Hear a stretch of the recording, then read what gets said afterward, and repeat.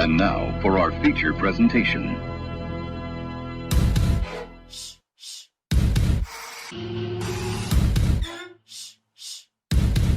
You're listening to the JB and Goldwater Show. Live, loud, and online.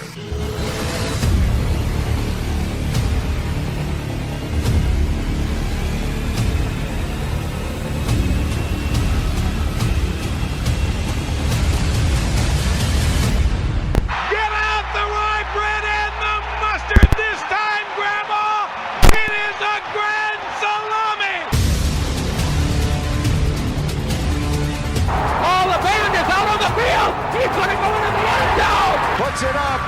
Yes! There goes Davis. Oh, my God. Davis is going to run it all the way back. Auburn's going to win the football game. American Pharoah is finally the one. American Pharoah has won the Triple Crown.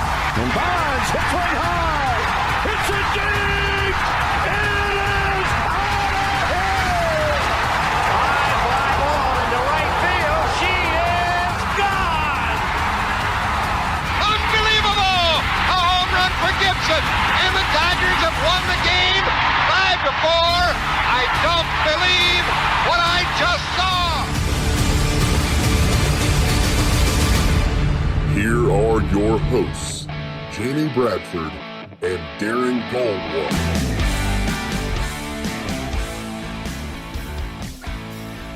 All right, greetings and a good Tuesday afternoon, and welcome aboard the JB and Goldwater Show, live, loud, and online, driven by our friends at Stokes Volkswagen. Visit stokesvw.com. Darren Goldwater to my left. I am Jamie. We're here until 2 o'clock this afternoon, and between now and then, once again, it is jam-packed as we try to follow all the latest breaking news as we inch towards what could be, might be, won't be, who knows, a college football season. You can watch us every day on YouTube, Facebook, Twitter, and Periscope by typing in JB and Goldwater, at JB and Goldwater across all social media platforms. And, of course, you can listen for free on the Podbean app by doing the same. Just type in JB and Goldwater. We'll pop right up. JBandGoldwatershow.com. That's where you're going to want to go to find out everything you want to find out about us. And you'll also be able to access all of our former shows there and things like that. iTunes, Spotify, we're available every day after we go off the air live in podcast form across all of those podcast platforms. So with that being said, at Darren Goldwater on social media, he is to my left. Good afternoon, my friend. How we doing today? We're doing better. I think we're doing better. The one I think one of the things that has been the most frustrating to me personally has been the inconsistency of information. I'm starting to feel like, guys like, Nick Saban have said and Will Muschamp has said, and I think yesterday, was it Ryan Day, maybe at Ohio State, maybe James Franklin at Penn State have kind of said the same thing. They're like, look, we just want to know what to tell our kids. Yeah. You know what I mean? And so, like, I have felt very frustrated by that. It certainly as a fan, a member of the media, all this, that, and the other. I think we all feel very frustrated by that. Darren, you get a piece of information, and then 5 minutes later, that information is a little bit different. Or you get a piece of information, and you're like, wow, no matter what your reaction is, one way or another, and then it comes to find out that's actually maybe not the entire story, and you actually need to go kind of look a little bit further and try to get the rest of that. And I think that's what's been very frustrating. Matter of fact, it's kind of like the ultimate example of what we've gone through as Americans, I feel like, for a long time. You sometimes you just never feel like you're getting the whole story, no matter what story you're looking for or what angle you're looking at it from. And I think here we are in college football kind of going through this again, but we do have more information again today. Yesterday there was a lot of people that spoke out. About wanting to play, about the hurdles of playing, medical concerns of playing. You heard from coaches, you heard from players, you heard from ADs, you heard from presidents, you heard from doctors, you heard from everybody, which is good. Now we just need to take all this information, I think, and try to compress it all together and figure out exactly what the best situation will be moving forward, and that's exactly, of course, what they're trying to do. So we do have updates. Greg Sankey spoke this morning, so we're going to give you all those updates. Also, we're going to give you 3 more guests today. At 12:30, I Which think you're making me cram for right now, I building know. something for Bailey, but I'm good with that. I'm sorry about that. Between now and 12:30, you can call us or you can text us at 843-321-8893. Put that number in your phones if you ever think of a question or comment or whatever it may be. 843-321-8893. That's our phone number, and you can shoot us a text if you don't want to have your voice out over the air. But at 12:30, former quarterback and wide receiver at South Carolina, Bailey Hart. Here's another one. A former Wando football player, quarterback turned wideout. He's going to join us. So Bailey is a recent graduate this year of the University of South Carolina. Obviously played his career under Will Muschamp, but most importantly, he knows that facility inside and out. So what I'm not going to – we have 3 guests today associated with the Gamecocks. I was mentioning to Darren before the show, right, Darren, that we are not going to – I'm not going to make this 2 hours all about South Carolina football for those who are not necessarily interested in South Carolina football. But what Bailey will be able to do is kind of give you an inside look at what these facilities are like and how they are able to keep it safe for players. We'll talk about some other things certainly in his time, with South Carolina football. Maybe even, I might ask him some football questions. Who knows? But he can give you the look from that side. I mean, you can't get anybody, if you're not on the team, you can't get anybody more recent from a team than a guy that literally just a couple months ago graduated. That's right. So he's going to kind of look. This is why our guys on campus here feel safe. And then you kind of take that conversation the way you want to, and if you pull for a different team, you can at least get a mental image of a lot of these, specifically Power 5 schools that have invested hundreds of millions of dollars in their facilities. Why, when you're on campus, these players, the large majority of them, feel very safe. So we're going to have that conversation. We are going to have a conversation with David Cloninger at 1 o'clock. He's on weekly with us, of course, with the Post and Courier, but we'll talk to him about Greg Sankey, the presidents, their role in this. How about Bob Caslin specifically? And then at 1:30, there is a book that has been released yesterday by David Caravello, who actually used to be on the beat for the Post and Courier with South Carolina. And this book is called Hidden History of Gamecock Football. And it is out. It's $21.99. I am ordering 2 copies of this, one for myself, and I'm not a big book reader, but I will read this one. The other I'm going to order for my uncle, who's been in the Gamecock Club for now 54 years. Well, you need to order it directly through David so he can sign the copies. He's going to. Yeah, okay. Yeah, he's going to. I'll have him sign it for me, but that's fine. But he's going to write a little message for my uncle in there and stuff like that. I bet we can give one away. When we have him on, I'll just surprise. Him. Oh, yeah, I'll just surprise him with it when he's on. Just say, hey, man, we're going to give one away. Is that cool? Yeah, that's fine. Yeah, why not? No problem. We'll give one away. This is a really neat book. And so he's going to give us a little bit of an inside look at what that looks like. So all of that is jam-packed. We do have some baseball news. Got a little bit of news on Darlington. I do have some hoops news to get out to you today as well. But Darren, we'll start this with where do we stand in college football? Good question. Good question. So since we opened the show yesterday with, the Big Ten, Pac-12, they're probably going to cancel. Well, it might not be the case here now. Let's start with the Big Ten, first of all, before we get to the Pac-12. So I don't know. I don't really know how to look at this because there are some that think, all right, well, maybe the Big Ten kind of leaked this 12-2 vote thing just to see what the reaction would be if others would maybe kind of join in, and that didn't really happen. And then there are some who think, well, they didn't actually vote because they said, no, we actually did not vote. So now the Big Ten is, I know everybody has meetings today. They do have, was it 10:30? 10:30. 10:30 this morning. Yeah. And we haven't heard anything yet from the president. Probably still in the meeting. Yeah, I would think so. I would think, right? By the way, that's a Zoom meeting, but where are Big Ten headquarters? Indianapolis. Okay, that's what I thought. Yeah. Because I knew the NCAA was up there, Yep. but for some reason I was thinking Chicago. But if that was the case, someone probably would have thrown a brick through the window by now, apparently. I would think so. Isn't that what they do? Isn't that what they're doing in Chicago? Things right now? aren't wonderful in Chicago at the I think I moment. saw a video of somebody ramming a car through like a Nike store yesterday. Score. Yeah. It's going to solve. Good job. That's going to accomplish a lot. Solve your problems. So I do want to get you're much better versed in the Big Ten, so I want to get your take on this. I think that the Big Ten, you mentioned something maybe last week or maybe the week before, that I think might be coming into play right now with the Big Ten. Because the Big Ten and Kevin Warren, and I think he did make a mistake in this looking back on it, but he probably didn't think it was a mistake at the time. That's fine. I think maybe they did make a mistake in saying, all right, we're planning to start because early and then provide this very flexible schedule to get a bunch of games in. But what they're seeing is we might not have enough medical information to go ahead and start. And we might not feel safe to start based on the safety and guidelines and precautions. But you had mentioned a couple of weeks ago, and I think again last week, that, hey, look, they could probably still just back the season up.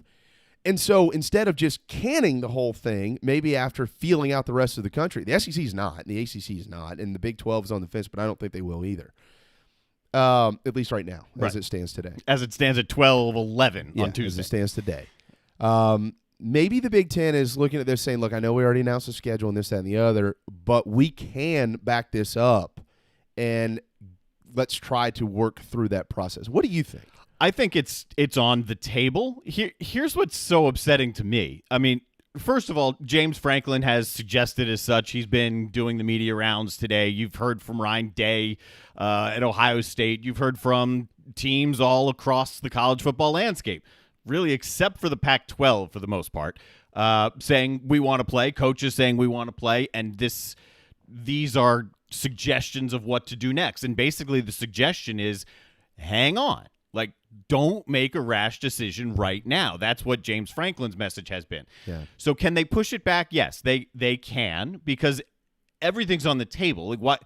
There's nothing that's set in stone right now. Every option has to still be out there. What's upsetting to me is all of this is so reactionary. And I don't remember which guest we had yesterday that I said, I think it was Wes Mitchell, said, isn't it odd that we have all of these professional leagues that had boatloads of plans? Major League Baseball had a number of different plans. At one point, they were saying Arizona and Florida. They were thinking about spring training sites. You've heard various things from the NBA before they settled on their bubble. Same with the NHL as they whittled down their 2 hub cities.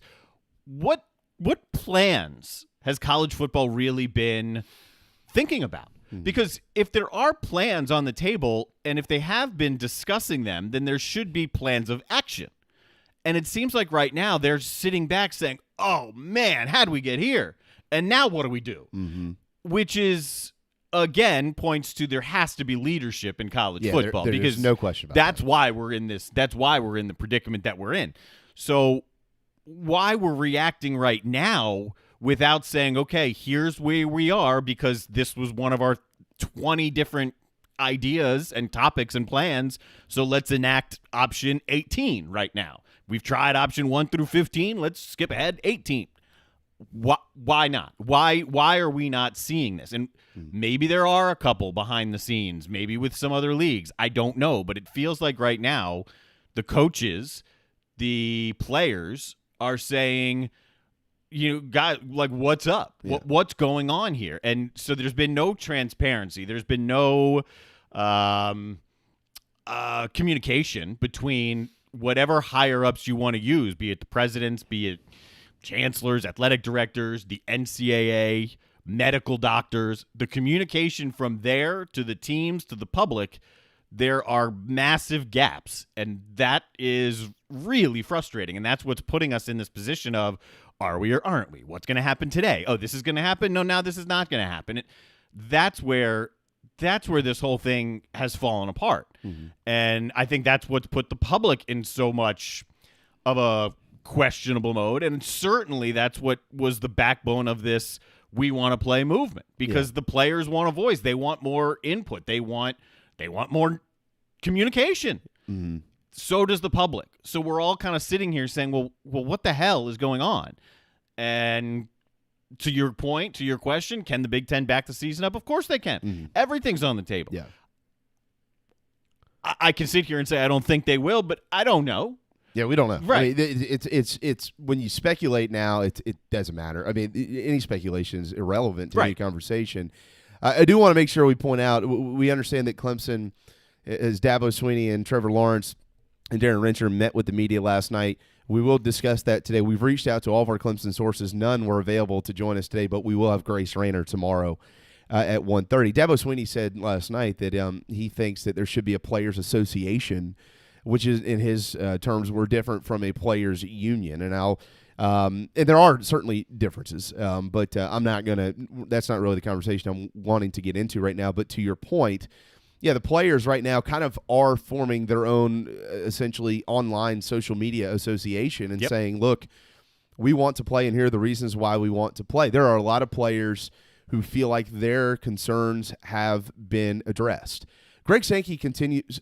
You mentioned the lack of plans. Mm-hmm. I would say this. I think the lack of plans have certainly been the case in different parts of the country, but not everywhere. I think the lack of transparency has been rather widespread, a little bit more, much more than I would be willing to want ever. We probably need to be a little bit more transparent with some of the conversations that are happening so the general public can understand the difficulty of these decisions. In saying that, Greg Sankey this morning, I think has been, I mentioned to you before he came on the air, he is a master poker player, and I would not want to play cards with him. I think he's been a real model of consistency in the fact that they stood their ground throughout the summer that we expect to start the season on time, and then they did their due diligence. He tweeted yesterday the best advice he's had in all of this is patience, and he has been quite patient. The SEC decided to, regardless of what was going on around them, push the season back to September the 26th, which right now is the best decision that, in my opinion, has been made by any of these Power 5 conferences to stay within your own league and push the season back. So you are, most importantly, you are, and first and foremost, which Greg Sankey has been all over about, we are gaining medical information. We are allowing the public to do their part, buying time, which has been great in the state of South Carolina. Congratulations to all of you. Numbers continue to go way down. I think only 700 yesterday, which is 700 more than we want, but it's about 400 more than were 2 or 3 days prior. Yep. So good. Keep wearing the mask. Keep going. So they're allowing this situation to play out in the SEC, and Greg Sankey did say today that they have the green light to move forward. But let's specify exactly what that means. And just a moment ago, he retweeted a tweet from Tony Barnhart, because Tony Barnhart, Mr. College Football, said an important distinction needs to be made about the comments from Commissioner Sankey this morning. When he says medical people have given the SEC the green light, it means they have approved the next step in the preparation process, not the start of the season. That decision comes later. So we have a start of the season, but the next step in the process is practice beginning next Monday. And that is exactly what the Southeastern Conference is planning to do. Look, we are still in information gathering mode. We're still in safety mode around here. But we do have the green light to go forward, and we will go forward beginning basically next Monday with practice. But you're not necessarily getting that elsewhere around the country because you're having a lot of these emergency meetings almost, and that's where we'll kind of shift this conversation to the Pac-12 and saying what we've said about the Big Ten and the SEC. I think the most notable information, Darren, that has been received from the Pac-12 dates back to last night, and this dates all the way back to last night. Yeah, goes back to last night. Dates back. Yeah, well, it seems like Look, last night. Every day is a year. Yes. Okay. Yesterday was a whole new universe. I mean, I thought you meant to say that, and I was cool with it. It made a lot of sense. I do have a dry sense of humor at times, but I didn't mean for that to come out like that. So I want to quote Dave Petrone, I believe is how you pronounce his last name. And he is the team doctor for the Utah Utes and the Utah Jazz.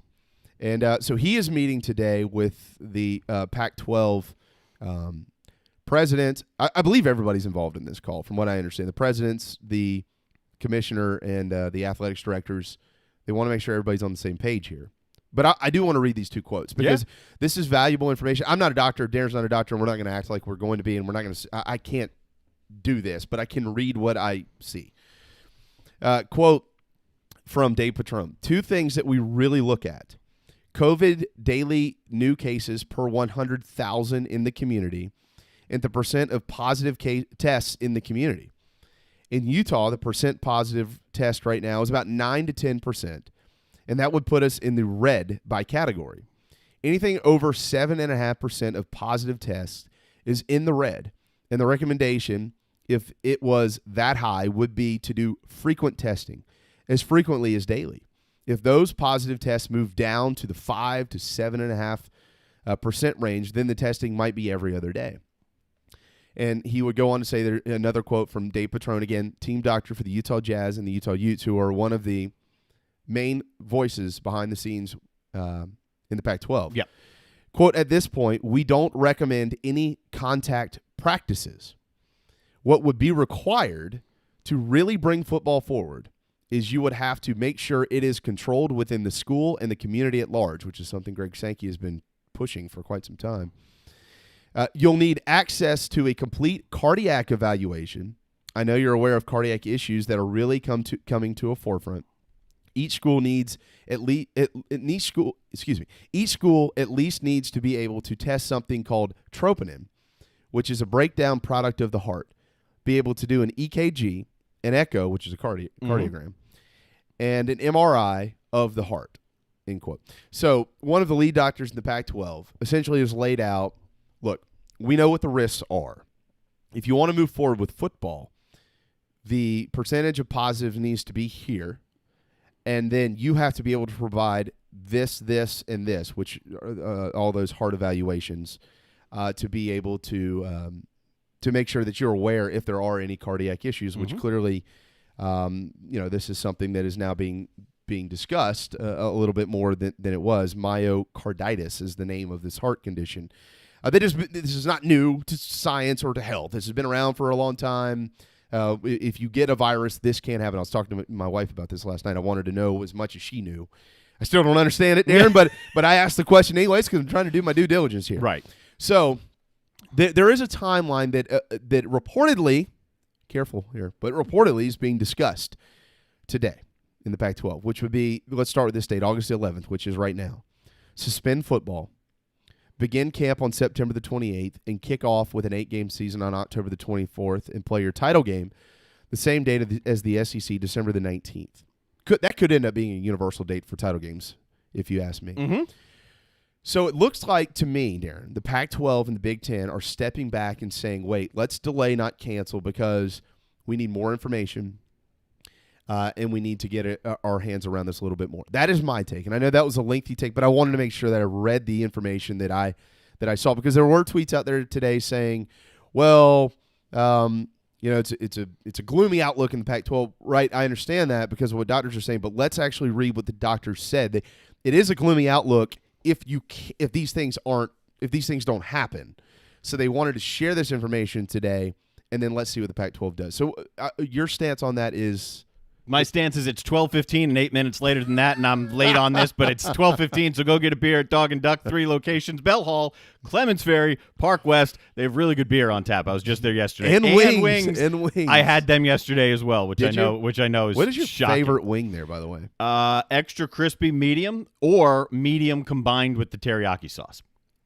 Both of them together. That sounds fantastic. It is Very fantastic. hungry. So my take on all this is it's more than just the myocarditis, as I read from my sister yesterday, who got the MD, PhD, cardiologist out at UCLA. Yep. Probably a pretty good source. Yeah, I would think so. Yeah. Using words that I don't understand.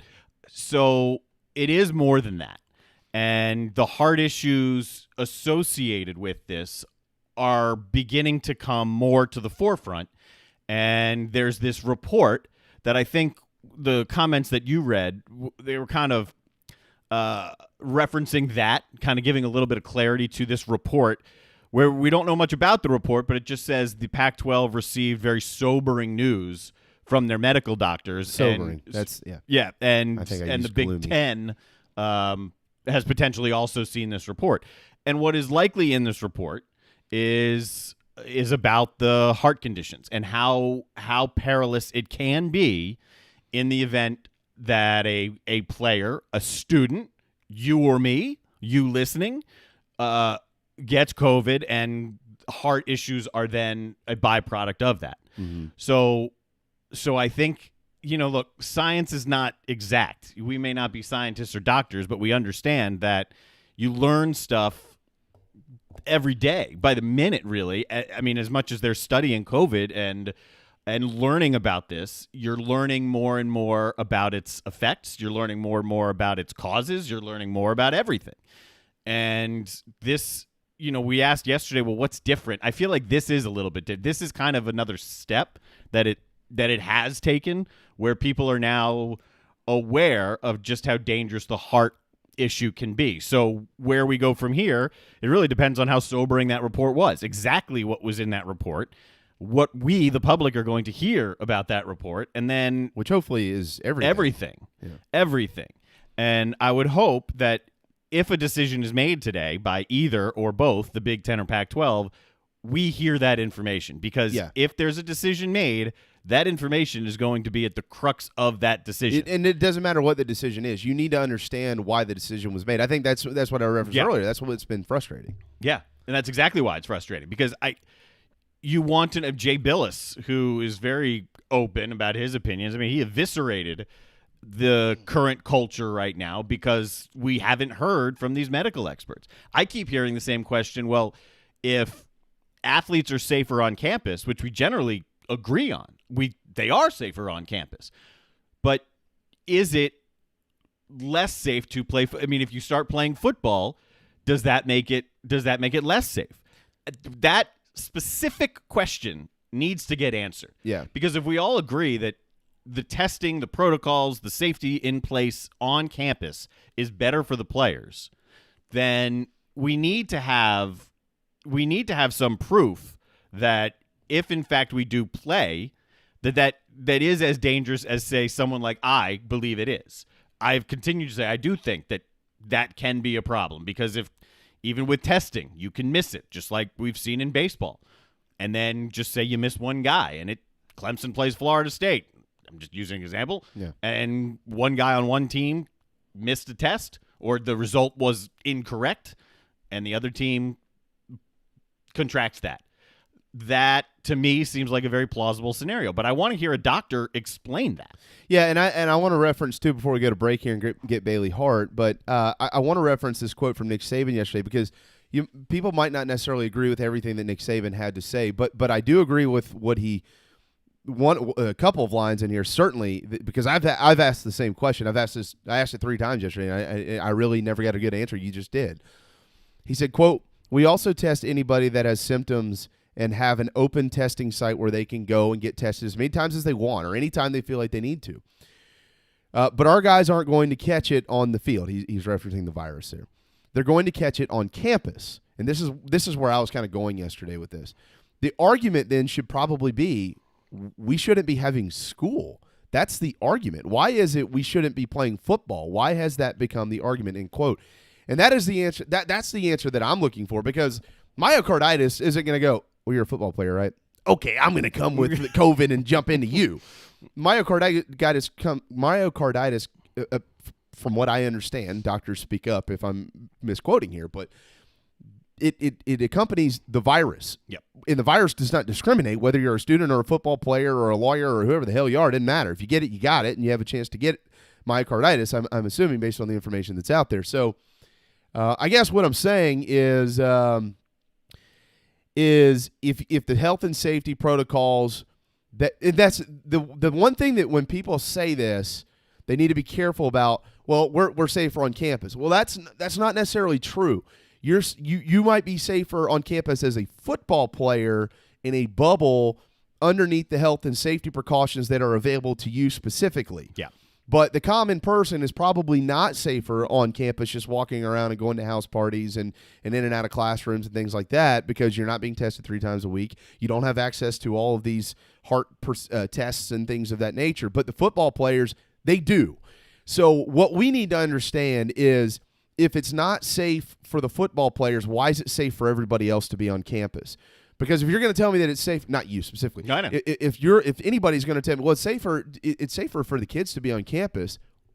All right, but then why is it not safe to play football or any other sport for that matter? Like, that's where the hang up is, at least mentally for me, in trying to understand why the argument is just about football and not the greater majority, which is everybody who's associated with college campuses. Yeah, and if you're talking liability, then yeah. So for me, those are the 2 biggest questions. And number 3, which I don't know what it would be, is going to be far behind numbers 1 and 2 in my question. 1, why is it that we're so concerned about liability with football players when you're opening campuses back up. Like that's my question. That's your question. Yeah. And I 100% agree. And then number 2 is if athletes are safer on campus, which we do agree upon, just like you said, because they can be a little bit more isolated from the student population. If that's true, which we agree it is, then does that translate onto the field when you play another team? When you travel to go play another team, when you're mixing, 2 different locker rooms together that have been following the protocols, but who knows? Mm-hmm.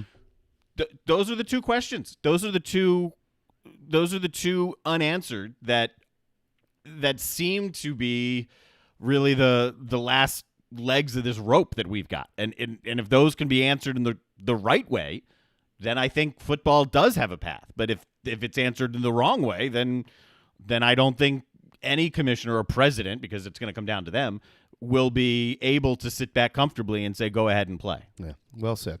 Well said. 12:31 on this Tuesday afternoon, August the 11th. Happy anniversary to my wife, by the way. Oh, nice. Yeah. Happy anniversary. We're not doing anything today. We got 17-month kids at the house. We're just chilling. Yep. That's kind of what happens. Probably watching Feinbaum.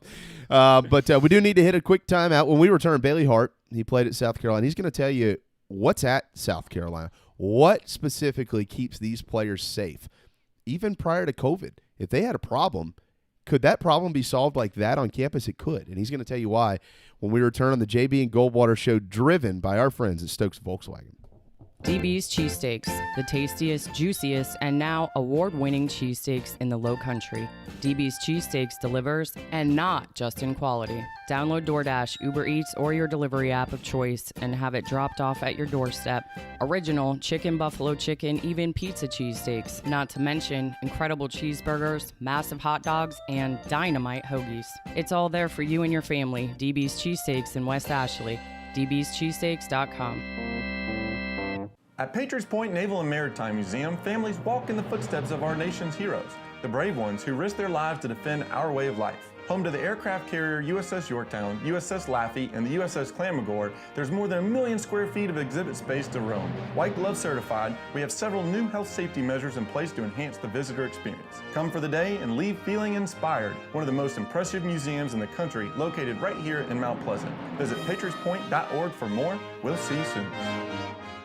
Hey guys, it's Darren, just here to tell you about our good friends over at Dog and Duck. They've got 3 locations, one in Bell Hall, one in Park West, and one, the new one, out on Clements Ferry. I can tell you from personal experience, it's the only restaurant in town that I've been to since this whole place has reopened. Everything is socially distant, very comfortable, and to top it all off, great selection of rotating craft beers, food specials every day, family meals. If you don't want to go in, you can order it and have some curbside pickup as well. Dog and Duck, 3 locations, proud partners of the JB and Goldwater Show. This is Scott Glaze, head golf professional at the Links at Stono Ferry, located on the outskirts of Charleston, South Carolina. I'm inviting you to tee it up on one of the most scenic and challenging courses in the Low Country. Our back 9 is highlighted with 3 holes that border the Intercoastal Waterway. Visit stonoferrygolf.com to book tee times and discover all that Stono Ferry has to offer. The Links at Stono Ferry is a former South Carolina Golf Course of the Year and is also home to the College of Charleston men's and women's golf teams. Come see us. We would love to have you. stonoferrygolf.com. This is former Gamecock quarterback Perry Orth, and you're listening to my friends JB and Goldwater.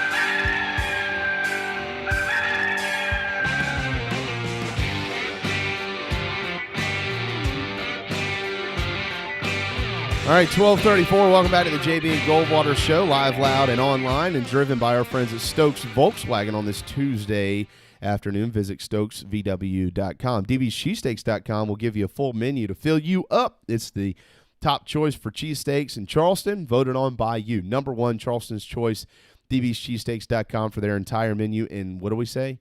Don't forget the boardwalk fries. It does not matter what you order at DB's Cheesesteaks, located in Avondale in West Ashley. dbscheesesteaks.com. They deliver daily at DB's Cheesesteaks. Do we have him? We do not have him yet. I'm going to just make sure that I have the right phone number that you sent to me. I'm pretty sure I do. That. Okay. Well, we'll work on that. We're going to get there you go. We're going to have him when I enter in the right phone number. Okay. Bailey Hart, who played at South Carolina, recent graduate, wide receiver when he finished, quarterback when he started. his career under Will Muschamp at South Carolina 2016 through 2019. He's going to talk to us about the ins and outs of the facilities of South Carolina and how that pertains to what we're dealing with today. He's also in charge of QB1 athletics here in the Low Country, training quarterbacks for our friend Perry Orth, as that just continues to grow across the state of South Carolina. And that's where we find Bailey Hart, the former. All right, Bailey, what's up, man? How's it going? It's good. So you know Mike Flint real well. So, I've known Michael my whole life basically, and when he was at Wando, and he was number 12 at Wando, and then when he went to South Carolina and switched to number 19, now I to this day call him the original 1-9. So I'll call you the original 1-6. Is that cool? Love it. Yeah, no doubt, man. So how are you? How's your dad, by the way? He's doing well, man. I'm actually on the way to meet him for lunch right now, so he's doing well. Good. You tell him I said hello. He's a good man. He's a tall man and a large man, but he's a good man. He's a big teddy bear, though. Oh, yeah, he's a big teddy bear for sure. No question. All right, so Bailey, of course, played at South Carolina, played at Wando. He's part of a trend that comes out of Mount Pleasant. You play quarterback for the Warriors, you play wide receiver for South Carolina, and that's exactly what he did, following in the footsteps of Michael Flint and Stephen Flint. Not in their footsteps, I'm just kidding, but just kind of following in line with that. So obviously you know what's going on here, Bailey. First, thank you for joining us. We really appreciate it. Know you're still in contact with all your friends that are on the football team at South Carolina. Know you still talk to Coach Muschamp and the rest of that staff. I'm sure you wish you were still had a shot to play. Should be a special offense moving forward with Mike Bobo.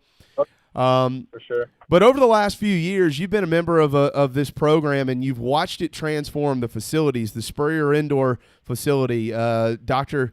Long and his wife Cindy dump in millions of dollars, and you've got the Long Operations Building.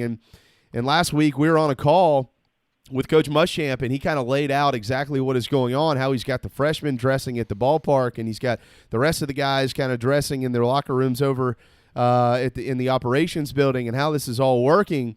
Well, Can you kind of give us the ins and outs of what it means to be a Gamecock football player, what you have access to from a medical standpoint, and just in general a facility standpoint, and how today these millions of dollars that have been invested into that program are helping that program coexist with COVID-19?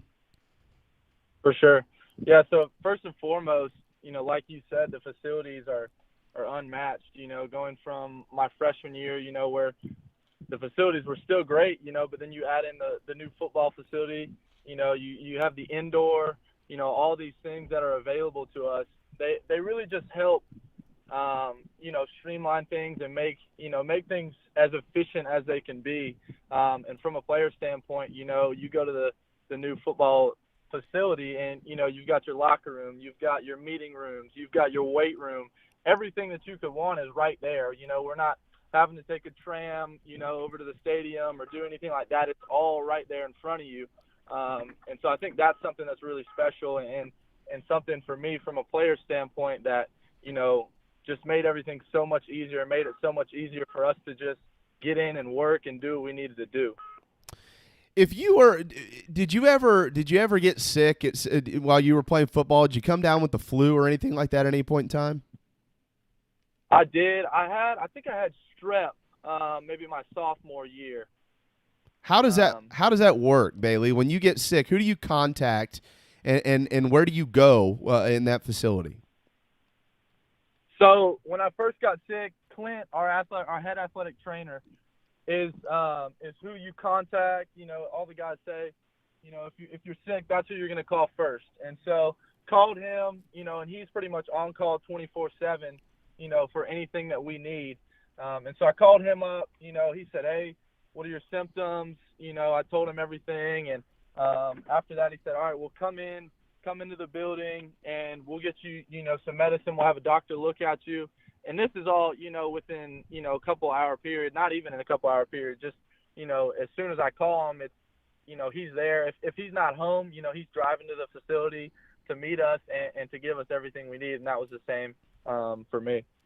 Bailey, when you heard about how it's ramped up in terms of the procedures, the safety, the protocols, how different is it? How stringent is it now compared to, say, last year or years prior to that? I mean, how much more safety precautions have been put into place with COVID around? Yeah, so talking to the guys, I spoke with Chandler Farrell a few times about it, Parker White, and some of those guys, and just kind of was checking in and seeing what that process looked like every day. And it's definitely different. There's a lot more, things that they have to do as far as, where they're dressing, getting in the building, getting out of the building, sanitizing, things like that. So, it makes it definitely more difficult than last year. But like I said before, with having the facility there, it makes this process even easier because everything is right there, and it just cuts down on everything else. Yeah, kickers socially distance themselves from everybody anyways. Parker doesn't have anything to worry about. Exactly. 100%. He don't even need to get in the building anyway. He's not lifting weights. He just hits the field and kicks some balls. That's right. As long as he runs out this year and, he's like, 14 of 15 or something, nobody will worry about Parker. So you mentioned Clint Haggard, of course, is the head trainer at South Carolina. Yep. On a day-to-day basis, how much does I'm basically insinuating here and assuming that this is pretty much how it takes place on every campus. But from a former player, how on a day-to-day basis are these trainers involved in your lives and monitoring what you do, every move you make at South Carolina or wherever? Yeah. So, our training staff does an incredible job. They work their butts off. Like I said, Clint's always on call. And honestly, most of our trainers are always on call. If we ever have a question, if we, feel something, we're hurt, we're, dehydrated at any time. I felt like I could call anyone on our training staff and they would answer the phone and help me with whatever I needed. And so that's how it is for everyone. And, like you're saying, we're always being monitored. They're always checking hydration levels, whether it's the nutrition staff or the training staff, making sure everyone's hydrated, making sure the, proper precautions are being taken. And I'm sure it's no different now with COVID. They're just having to work even harder, which, from a player standpoint was always so appreciated. And I think a lot of people overlook, the training staff, but they really do an incredible job. And I'm a huge fan of Clint Haggard and everyone in that training room that's helped me over the years. Let me ask you this, and we're talking with Bailey Hart, who played at both Wando here locally and then up at South Carolina. One of the things that concerns me, Bailey, is the fact that with all the protocols in place, college kids are still going to be college kids, at least some of them. And I've heard Will Muschamp saying, look, we just need to make this as boring a life as possible, and that's like Paul Feinbaum, right? Yeah, right. So the question then becomes, you're closer to that college age now than I am, even though sometimes I feel like I still am. How realistic is it for South Carolina or any Power 5 football team to not expect that some guys will violate protocol and go out and, try and find that girl or that drink? I can't speak for everyone, but, as far as South Carolina, in that locker room, you have a lot of guys who are there to play football and get an education. Socializing, going out and being around people is great. But I know, at least the majority of the team is there to play football and get an education. So as soon as they hear, hey, those two things are jeopardized by doing this, by going out, going wherever, socializing, being around people, I have no doubt in my mind that it's very realistic to think that, they are going to lead boring lives because those guys have, dreams of winning SEC championships, going to the NFL, all that sort of stuff. And I think they understand that the more that they go out and socialize and do things that, aren't really pertinent to that goal, it just hurts those goals. On Twitter at BaileyHart7, former Gamecock football player. All right, so Bailey, what happens before a normal season when it comes to your checkups and things like that as a college football player? Do they strap you down and hook you up to a bunch of different machines and check your heart and things of that nature? How deep do they really look from a health standpoint at college football players? Oh yeah, it's very thorough. So I know for a fact my freshman year, we did a full physical, we did blood work, we did an EKG, which is where they hook up to your heart, blood pressure, everything like that. And I think we did an EKG maybe either every year or maybe after my second year, like halfway through. But every year we'd have a physical. After every season you do a end of season physical. So they're checking you out then. They're checking you out before the season. Like you said before, they're always monitoring us and making sure that from a health perspective that everything's in line. Yeah, it's just incredible how far things have come. Certainly, and obviously this is all been ramped up. With COVID-19. How about Coach Muschamp himself? I know you respect the hell out of Will. Actually, in all of years, all the years that Will Muschamp has coached football, there hasn't been not one in 20+ years, not one player who's ever said anything negative about that guy. So when he says he cares about his players, we know he means that. But as it pertains to the health and safety of his players, can you speak on anything specifically where you just know Will Muschamp is always in your corner? Oh, for sure. And my experience with Coach, like you said, I have so much respect for Coach Muschamp. And I run through traffic for him. I'm just so loyal, and I know that's the feel among the team as well, because he really does make us understand and make us feel that, each individual on the team is his number one priority. Obviously winning is the goal as a team, but I have no doubt in my mind that, he would do anything for anyone on the team if it was, in his ability. And so I think it's the same with the COVID and things like that. If he's putting a player's health in jeopardy, I'm sure that's his number one priority. I can't speak to that, obviously, but knowing Coach Muschamp, I just know that his players are his number one priority, and he's proved that to me. Being a walk-on, sometimes in some programs, I'm sure you don't get much respect or, much fairness from a head coach level, but my experience with Coach Muschamp was always the most fair and just the most helpful in anything I ever needed. Even after school, I was calling him up, asking him questions about coaching, asking him, if he could give me a recommendation, and, he never hesitated to answer the phone, to call me back, to put in a recommendation letter. And that's the same for every guy in the program. And he's so great. I can't say enough about Coach Muschamp. So if somebody had a fear, sorry, Darren, I didn't mean to cut you off there. It's okay. It's more important than what I was going to say. If you had a player who had any concern at all involving the health and safety, even if they're 100% confident in their health and safety standards, and they addressed it with Coach Muschamp, said, Coach, I just don't know that this is for me, he would have no hesitation in saying, I understand, I support your decision. I really can't speak to that just because I haven't been around, with the COVID situation. But I do know that, Coach Muschamp has, the health and safety of every player in the front of his mind. And I know that for a fact. Yeah. Johnny Waters chimed in on Facebook because it's easy to comment wherever you want. If you're watching this show, you can text us. You can comment on Facebook or Twitter or whatever. I guess I should probably mention you're coaching quarterbacks over there, right? Sorry about that. Oh, yeah. Yeah, well, at First Baptist. He's not pumping up your quarterback coaching skills at all. He's just saying it's your birthday today, so happy birthday. Oh, happy birthday. I appreciate it. Hey, man, today's mine and my wife's anniversary, so I'll give you a shout later. We'll all go celebrate.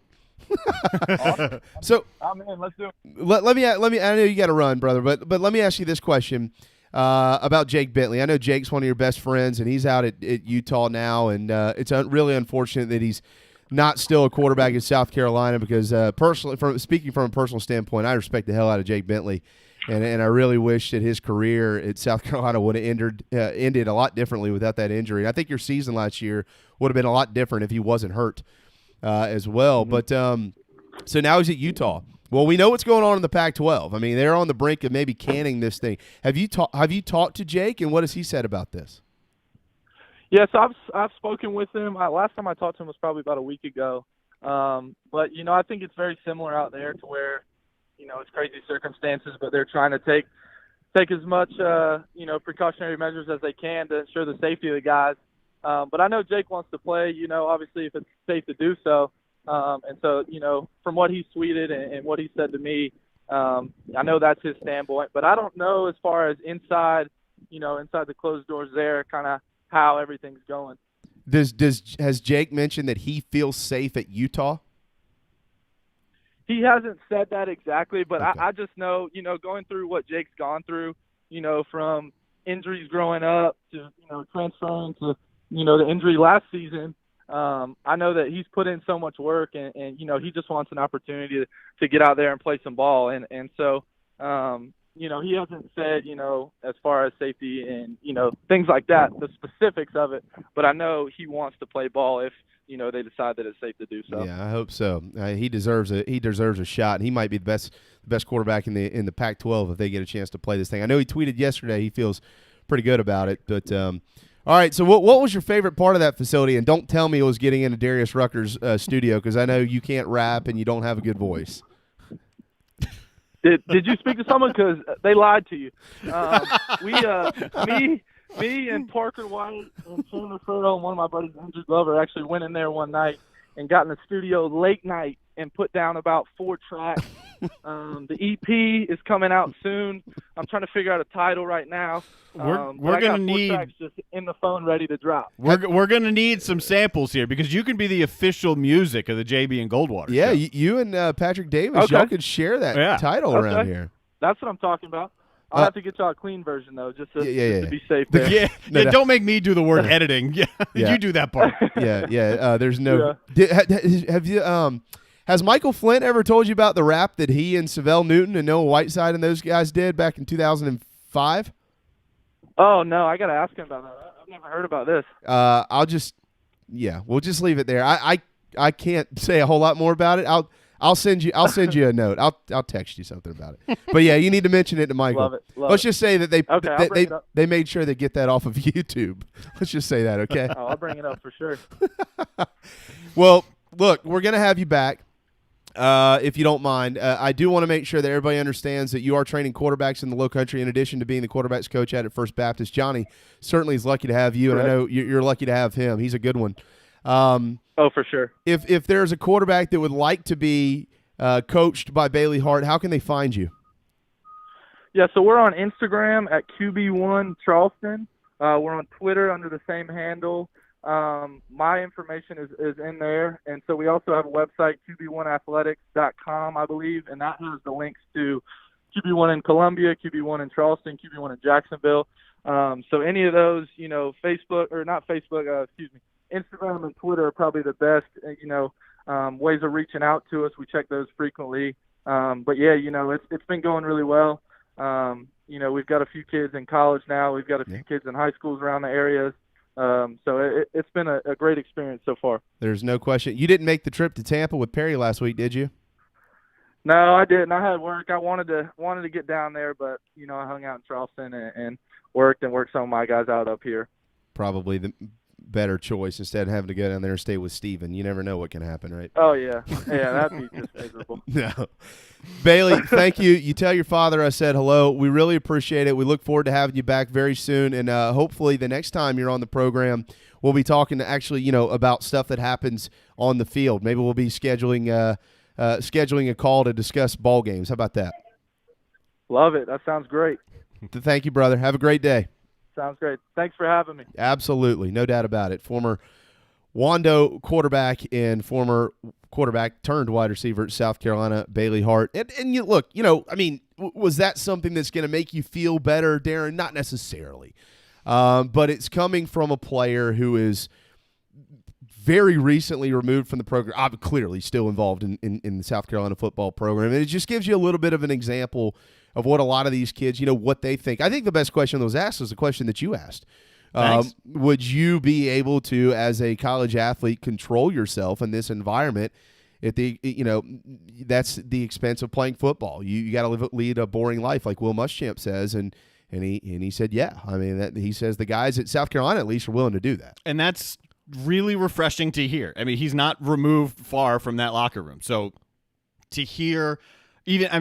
I have regularly referenced, look, the stars, the guys who really do have the NFL potential, no offense to Bailey Hart, but that wasn't happening. Those are the guys that I would be concerned about, because those are the guys that you could easily, at least in my head, say, you know what, man, today there was a bad day, broke up with my girlfriend today, I haven't been able to see her, I just need to go out. And it's really easy to see that scenario Absolutely. playing out. So to have someone to have someone who was a walk-on inside that locker room to say, well, inside this locker room, I can tell you these guys are 100% on board and they will do what's necessary. That's encouraging. That's refreshing to hear. I think so. I asked him the question about, what are standard protocols as a college athlete, specifically a college football player, before you start your career, before you start a season, and he went into pretty deep detail there about they were hooked up. They are taking EKGs and things of that nature. So that is not really shocking news to me or you, Darren. We understand this because of the industry that we work in here. But there are folks out there that probably have no idea that college football players go through as an extensive of a medical examination as they do. So to hear that from somebody like Bailey and plenty of other players out there, if you would just ask them the words out of their mouth, look, this is what we go through. They watch us every day. If something is off, they know it. If we feel like something's off, we tell somebody right there, it's solved. And the unfortunate side of this is that the Power 5, it's fortunate and unfortunate. It's a double-edged sword. The Power 5 has the money to be able to accommodate these types of conditions and these types of issues, clearly, because there are so many others who have had to cancel football season or maybe postpone till the spring or whatever you might want to call it, and there are different reasons for that. But we also understand.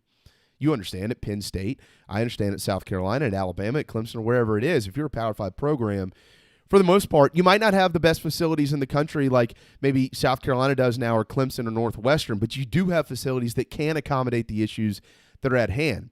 It's just getting a grasp around these issues and figuring out if you can actually accommodate them. You have the facility to do it, but from a medical side, can you do it? And I also liked what he said. I mean, I traveled with the Citadel for years with the baseball team and then football and basketball, and I saw how Andy Clausen was able to be hands-on with all of the guys when necessary, but his staff is much smaller than that of a Power 5 program.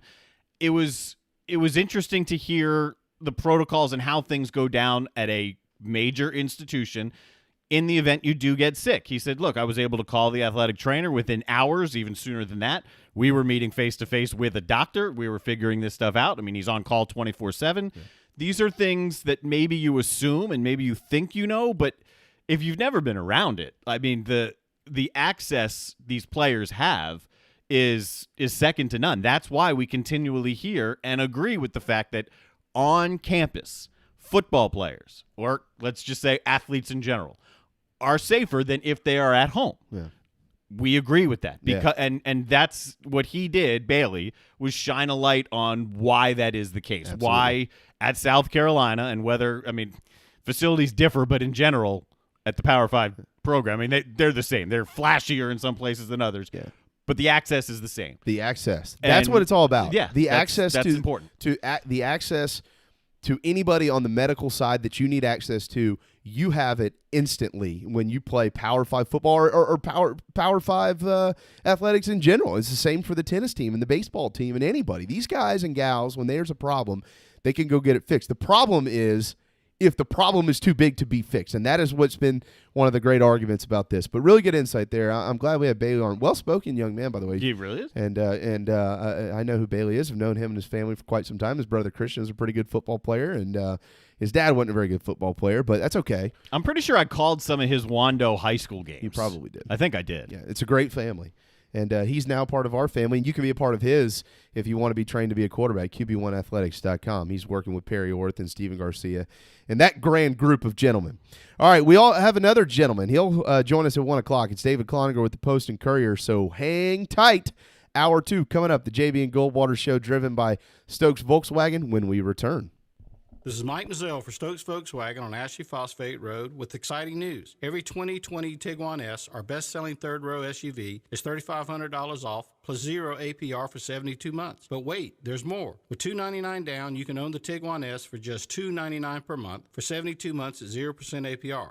Not just one at this price, over 22 Tiguans to choose from. All $3,500 off plus 0 APR for 72 months and $299 down, $299 per month. Best of all, at Stokes Volkswagen, we are so desperate for used cars that we'll take any trade in any condition, running or not. We need your trade more, so we'll flat out give you more. And don't worry about your credit. Our lenders are more lenient than ever. So if you're interested in saving $3,500 on a new Volkswagen Tiguan S and owning it for $299 down, $299 per month, come see us today at Stokes Volkswagen on Ashley Phosphate or StokesVW.com. Peace and love at Stokes VW. Plus tax tag includes $399.50 closing fee. Offer subject to lender approval. Expires month end. DB's Cheesesteaks, the tastiest, juiciest, and now award-winning cheesesteaks in the Low Country. DB's Cheesesteaks delivers, and not just in quality. Download DoorDash, Uber Eats, or your delivery app of choice and have it dropped off at your doorstep. Original chicken, buffalo chicken, even pizza cheesesteaks. Not to mention incredible cheeseburgers, massive hot dogs, and dynamite hoagies. It's all there for you and your family. DB's Cheesesteaks in West Ashley. dbscheesesteaks.com. Hey guys, it's Darren, just here to tell you about our good friends over at Dog and Duck. They've got 3 locations, one in Bell Hall, one in Park West, and one, the new one, out on Clements Ferry. I can tell you from personal experience, it's the only restaurant in town that I've been to since this whole place has reopened. Everything is socially distant, very comfortable, and to top it all off, great selection of rotating craft beers, food specials every day, family meals. If you don't want to go in, you can order it and have some curbside pickup as well. Dog and Duck, 3 locations, proud partners of the JB and Goldwater Show. Hi, I'm Chris Half, Public Information Officer at the Patriots Point Naval and Maritime Museum. We're home of the mighty USS Yorktown, USS Laffey, Flamagore, and Vietnam experience. And we're a proud partner of the JB and Goldwater Show. We invite you and your family to come see us and enjoy a day on Charleston Harbor. Visit patriotspoint.org for more information. And now, it is my honor to present the National Anthem.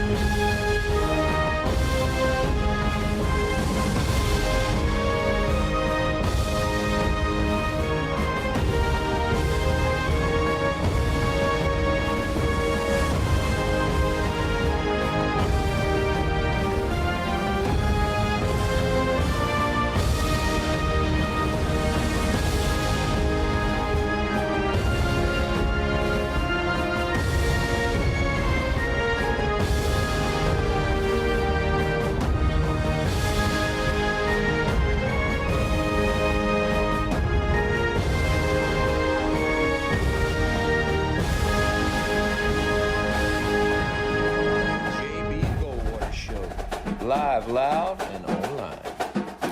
103, Hour 2. Welcome back to the JB and Goldwater Show. As our friend Patrick Davis just said, live, loud, and online, and driven by our friends. Another one at Stokes Volkswagen. Visit StokesVW.com. Thanks to Bailey Hart for joining us in that last segment. Excellent look inside the program at South Carolina, and from a safety standpoint, what they are able and capable of doing for all of their athletes. Darren Goldwater, Jamie Bradford, he's to my left. And you can follow us across all social media platforms at JB and Goldwater. You can watch us on Twitter, Facebook, YouTube, and Periscope. You can listen for free on the Podbean app, and you can visit jbandgoldwatershow.com for all that and much, much more. For more, we'll go back to the phone lines, and that's where we find our friend David Cloninger. He's with the Post and Courier, and he might not be as young as Bailey Hart, but very talented, just like Bailey, and he's joining us now. What's up, man? Not too much, guys. You know, I'm just taking a break from reading the latest leak out of the Big Ten about what's going to happen in football season. So I had a few minutes to spare. Figured I'd give you guys a ring. Well, what's the latest leak? Because I haven't been going through Twitter the last hour here on the show. So what's the latest leak? Who knows? Who knows? They are canceling. They're not canceling. They are delaying. They aren't delaying. This medical advisor says this. This medical advisor says that. The point is nobody's made a firm decision. No. And until they do make that firm decision, then we have nothing to go on about the fate of college football. Some of the conferences are saying we're planning on playing, but that's not like throwing a line or, drawing a line in the sand and saying no matter what we're playing. It's saying we're going to keep doing our process of what we're doing, and those other guys can do what they want to do. But here's what we're going to do. Let me read a couple of quotes here. One of them, David, I'm sure you're already very much aware of. It was from this morning, Greg Sankey joining the Dan Patrick Show. We had reached out to Commissioner Sankey, and he told me, he said, Jamie, I just can't do it. I got to go with DP today. Unfortunately, sounds like Gene Sapikoff. He's another big leaguer, right? Yeah. Sapikoff big leagues us for Feinbaum. Greg big leagues us for Dan Patrick. Cloninger never does that, ever. But this is what he said this morning. Quote, our medical advisory group has said, yes, we can continue to go forward. Should that advice change, that would certainly be a stopping point. Now, what that said was not, hey, the season's going to start. What he meant was we're going to go forward to the next step in the process, which practice begins next Monday, and that is certainly what they are aiming towards right now, and the medical advisors in the SEC have informed Greg Sankey they feel comfortable. Let me read you one more quote. This is from today. This is in Sports Business Daily, and you may have seen this as well. Michael Smith wrote this column. Top ACC medical advisor says football can be played safety. Quote, this is from Dr. Cameron Wolf, an infectious disease specialist at Duke, who chairs the ACC's medical advisory team, David. Quote, we believe we can mitigate it down to a level that makes everyone safe. Can we safely have two teams meet on the field? I would say yes. Will it be tough? Yes. Will it be expensive and hard and lots of work? For sure. But I do believe you can sufficiently mitigate the risk of bringing COVID onto the football field or into the training room at a level that's no different than living as a student on campus, end quote. So, that being said, we know we have incredible medical advisors in the ACC and the SEC. We also know about the reports out of the Pac-12 referencing this heart condition that they're addressing, I think, right now, so is the Big Ten and others. But when you hear all of that, you've kind of already hit on this. We have optimism on one side of the country, and it seems like pessimism on the other. Well, that's pretty much where we are as a society right now, Jamie. I mean, that's kind of why you have all the backlash whenever one side says something, the other one's just inclined to disagree. That's just the way we are saying it, and it basically goes down to okay, well, this guy's saying that. Oh, which camp is he in? Well, I'm against that one, so I'm not going to believe it. I'm going to believe my guy, And however that starts, who knows? I'm not here to have a political debate, but the main thing, all the conferences are saying they're going to follow medical advice. And the medical advisors are saying, look, we think it's going to be okay. So you proceed as if everything is okay. Now, this, lasting heart condition that the Pac-12 is looking at, that the young man from Indiana has said that he now has after battling COVID, that's obviously a very serious concern. And it's not something that you can look at, I don't believe, until after you've contracted the disease. So that's definitely something that you have to look at, because if this is going to cause a lasting condition after you're done playing football, you do have to ask yourself if it's worth the risk. That being said, what if you don't play football and they contract COVID anyway from being in the classroom, being on your college campus, what have you? So that's one thing that they can say too. Like, well, in football, we are kind of keeping them contained, and there is going to be very little risk. If they go home for all online classes, you obviously have a bigger risk. So which one is the right answer? And I'm not sure there is one. All the conferences can do is say, we're going to follow the advice of our medical advisors. And once they do that, they'll say, okay, well, that's what we're continuing to do. David Cloninger, Post and Courier, is with us. One of the things, just sticking with what Sankey said this morning on Dan Patrick's show, one of the things that did surprise me was a direct question from Dan asking if everybody else shuts it down, can the SEC proceed? And that combined with, could you have other teams from other leagues come down and play in the SEC for 1 year? And he seemed to shut that down pretty quickly, with both of them. Both of those thoughts. And we've kind of been operating under the assumption that maybe the SEC could go out on its own and say, look, we're playing for an SEC title. Did that surprise you? Did that catch you off guard this morning? Not really, because, it all sounds like a good idea when some teams like, well, we'll just go play somebody else. And that's easy to say before you check the fine print. Now, of course, I don't think there's anybody stopping any team from going out and playing whoever you want to play if you want to in what will be this football season. However, the main purpose behind playing any game at all is to try to make money and save your athletic department. Where's most of your money going to come from? Because it's not going to come from the fans, not this year. It's going to have to come from that TV contract. And the big conferences all have TV contracts that lock their teams in to saying, if you're going to make money off of a TV broadcast, we own the rights to that broadcast, and we'll give you that money later. You don't get it right away. So if you were to break that contract and try to go play in another league, you're not getting a penny from the TV. That's just the way it is. The network will pocket all that, and if you're not playing on the network, you don't get anything.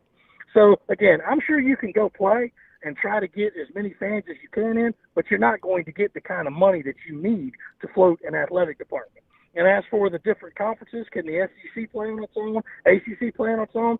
I mean, there's nothing stopping you, because that way you could still play for a conference championship and at least have something to have at the end of the season, so you're not really just going out there and playing 10 scrimmages. On Twitter, at DCPNC, David Cloninger with the Post and Courier. Only a couple of weeks ago, when decisions were being made ahead of the decision made by the Southeastern Conference, some in the media questioned the leadership of the SEC. Oh, they're following, they're not leading. You would hear that from time to time. I think as this has evolved over the last couple of weeks, David, and I want to get your take on this. This is why I'm asking the question. It does appear that Greg Sankey and his team of medical advisors, I think there's one from each school and even some in addition to that, they were leading. As a matter of fact, I think maybe now you're seeing the majority of the Power 5 conferences, if not all of them. You could see announcements in the next couple of days actually fall much more in lockstep with that of the SEC as opposed to vice versa, which is what some were maybe expecting just a couple of weeks ago. Yeah, it is one thing. I mean, the SEC, of course, in its status as the leader of college football, they were trying to be out front and kind of not necessarily tell the other conferences what to do, but at least provide a model of what might be best to do.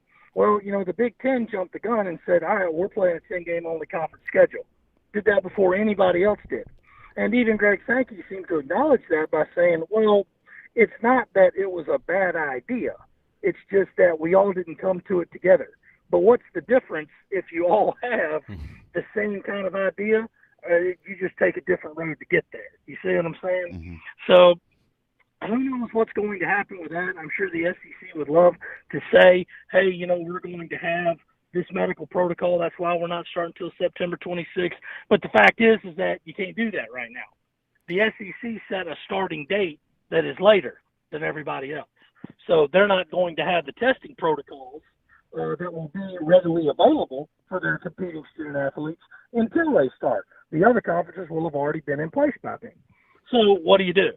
It's one of those things where you say, okay, well, we'll just have to wait and see what's going to happen, because I doubt anybody else is going to delay that long. I mean, the SEC is probably 3 weeks, if not 4, behind everybody else. So right now it's kind of like you're pretty much making it a separate conference decision, and really within that conference it's up to the separate institutions.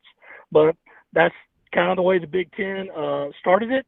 And now, with all this news coming out, will they or won't they, they're under the gun. And it's like, listen, what are you going to do? Because you're the guys who put this out there or allowed it to get put out there. So what's going to happen? Because everybody else is looking to you for answers. I want an answer here, and I don't know if you're going to be able to give it, because I don't know if there is a concrete answer. The players, the We Want to Play movement, the coaches, the groundswell of support for playing from the guys on the field, coaches and players. How much of a voice at the table do they really have? How much influence is this movement actually having? None. Yeah. It's great to see the kids get together. It really is. I mean, everybody should be there, and I love college athletes using their voice. For some things that, at least in my opinion, they should have been getting a long time ago. But in this case, it's one of those where it's not your decision to make. I'm sure that you want to play, and that's terrific, but it's not like you're being forced against your will. But this decision has to come from the people above you. The same reason why your parents didn't let you eat paint chips when you were a kid. You might have thought it looked real good, but your parents knew better. So the university presidents, the university chancellors, the athletic directors are really kind of following them, but they're also in charge. They're the ones that have to be the parents in this case and say, listen, we love you guys wanting to play. We love your passion and enthusiasm, but it's not your decision to make. There are some other issues we'll talk about later, but in this one right now, we love it, but, it can't be an effect on what we're trying to do. Do you think that the ACC and the Big 12 are beginning to maybe conform themselves a little bit more into lockstep with the Southeastern Conference as far as a timeline?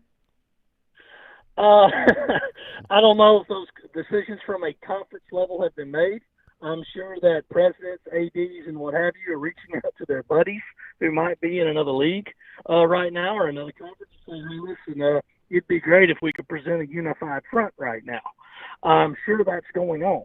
But I doubt that any definite decision has been made of saying, like, well, listen, if the Big Ten goes, then all three of us are going to stick together, and we're going to fight the man, and we're going to do what we want to do. Sure. I don't know if they can really take that step right now just because, like, you can't go out there and say that authoritatively because, again, even though you're making the decision for your kids, you're not really in charge.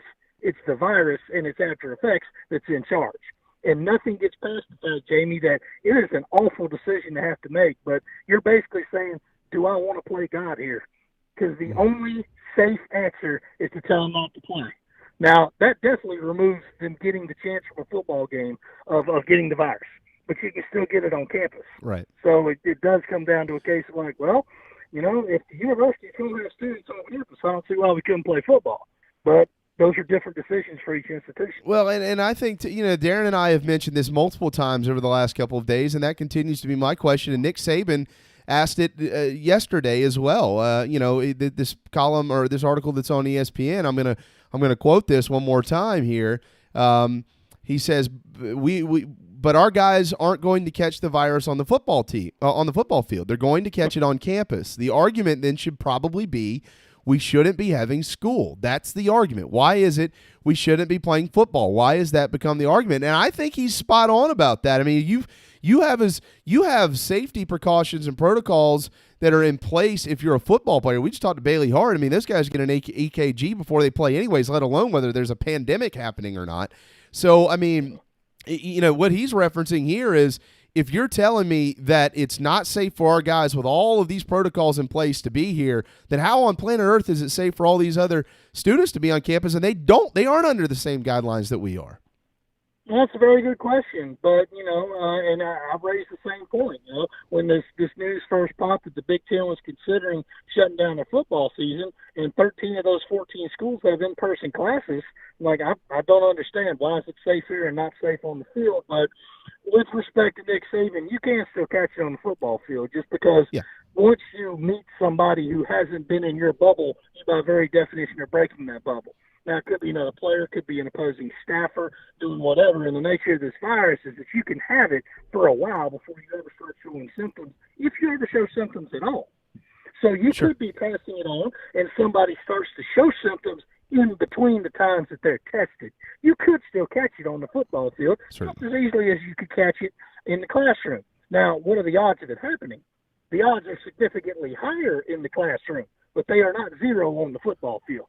So, yeah, to me, I'm kind of on the line of like, well, it's safe enough for students, so it'll be safe enough to play football, and vice versa. No football, no class. There you go. I agree with that. We had Wes Mitchell on yesterday, and right now this is David Kleininger posting. You got to watch out for that. I know. York County man. Yeah, well, York County comprehensive. To his credit, you don't like those folks. To his credit, Spencer Lanning, he was a good dude. Spencer was a good dude. And Ivory Laddish. I love watching. To his credit, he happily Zooms with us. I'm gonna keep throwing that dagger at you every now and then.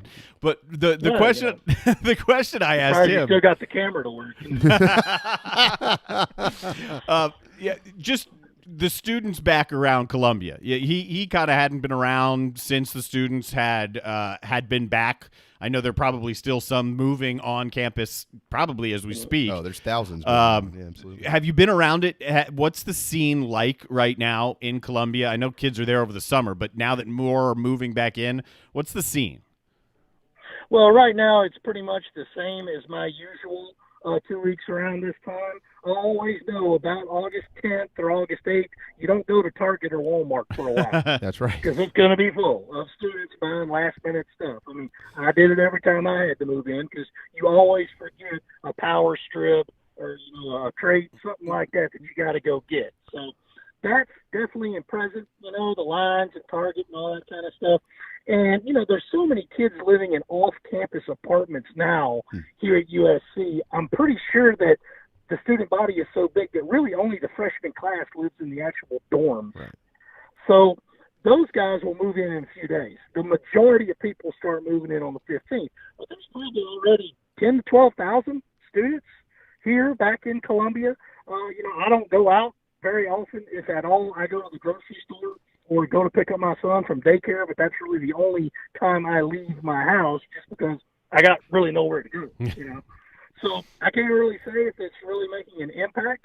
I just know what other people have told me, and those vary from other football players, like I'm one, football players, what Will Muschamp said the other day, and from restaurant employees that I know. And that's like, yeah, you're starting to see the usual uptick. I'm like, okay, well, are they doing the masks and social distancing? No, absolutely not. And I get it. I mean, I was 18 once. You're 18 and you're bulletproof. Nothing can harm you. So that's the kind of thing that we're all going to be looking at as how it pertains to football season. Absolutely. Yeah. I mean, everybody mentions the bars, but I one of the things that isn't mentioned enough is, and this is on every campus out there, at least every major campus, these student communities, these apartment complexes, these townhome complexes. There's a bunch of them that have been built off of Bluff Road in Columbia, where you've got hundreds, thousands of kids that live in these areas, and they all mingle, and they go to the pool, and they have house parties, and that's the problem. And that's one of the reasons the SEC elected to push this thing back from the get-go, and we'll see if it is able to stay there. All right, before we let you go, DC, I'm kind of going to ask this question. I kind of asked it to Gene yesterday, but it probably doesn't really matter because of the evolving nature of what we're going through. But is there anything special we need to be paying attention to in the Post and Courier? Well, Jamie, usually I do like to go and tell everybody to watch out. This week is just so up and down because we're all having to kind of be on that precipice, like you're going to have to drop everything and write a COVID scheduling story. Yeah. So that it's probably going to come. I can't tell you when. I know that the SEC is scheduled to meet again tomorrow. Now, whether that's going to be ADs and presidents, I don't know. Whether a decision will come out of it, I don't know. I would say not, but you never know. So I would just say, you want to be informed, just keep an eye on the local paper, because that way, I can guarantee you, you're going to get the truth, you're going to get both sides represented, and you're not going to get erroneous reports such as, well, the Big 12 just canceled the season. Immediately followed by, well, actually, no, they didn't. So, Thank you. It's always worth it to check out the full story and get, comments from both sides. Thank you. Agreed. It's something that Twitter does not allow for. Yeah. Thank you so much for doing that.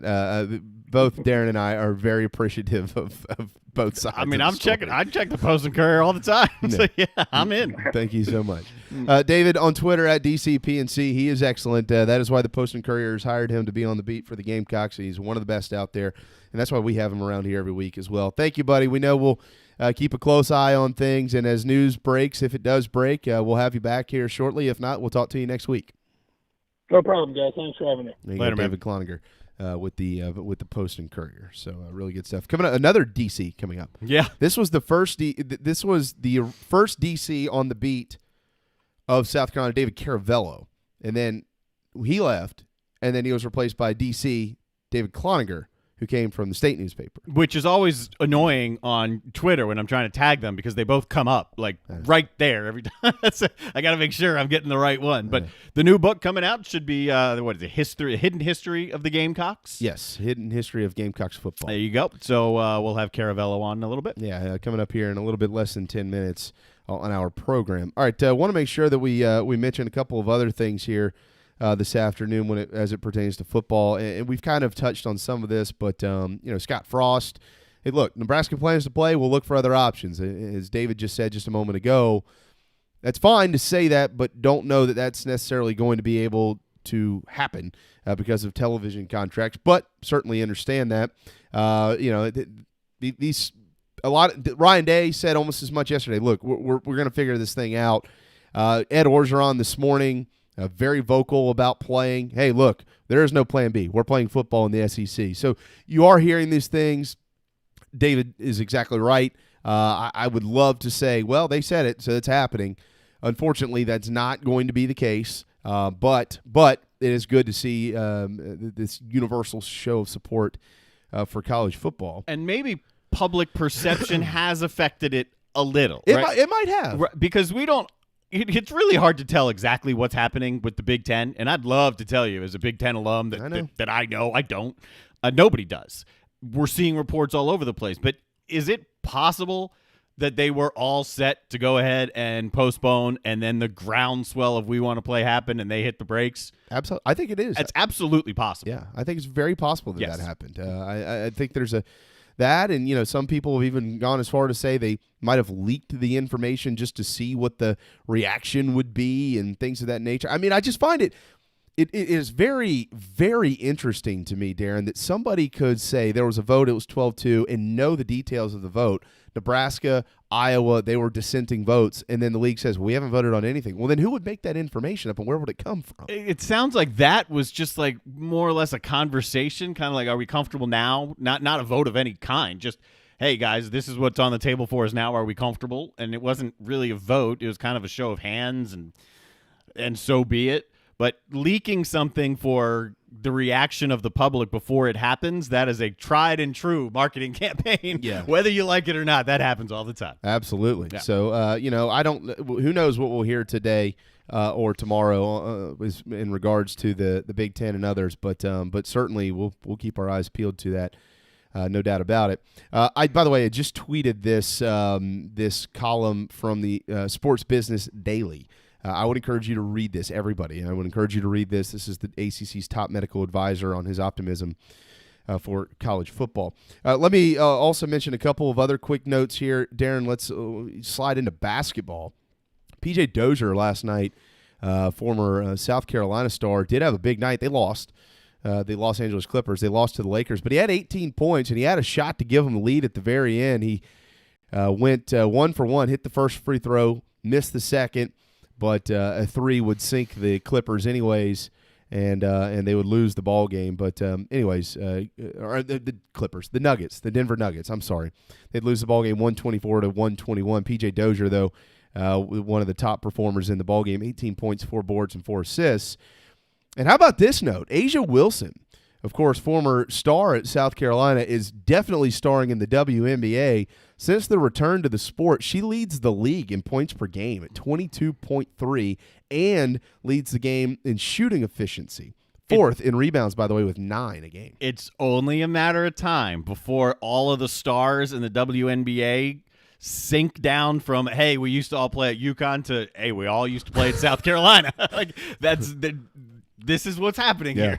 They got a lot of stars. I think there's 6 or 7 young ladies in the WNBA right now who played under Dawn at South Carolina. So a really neat note there.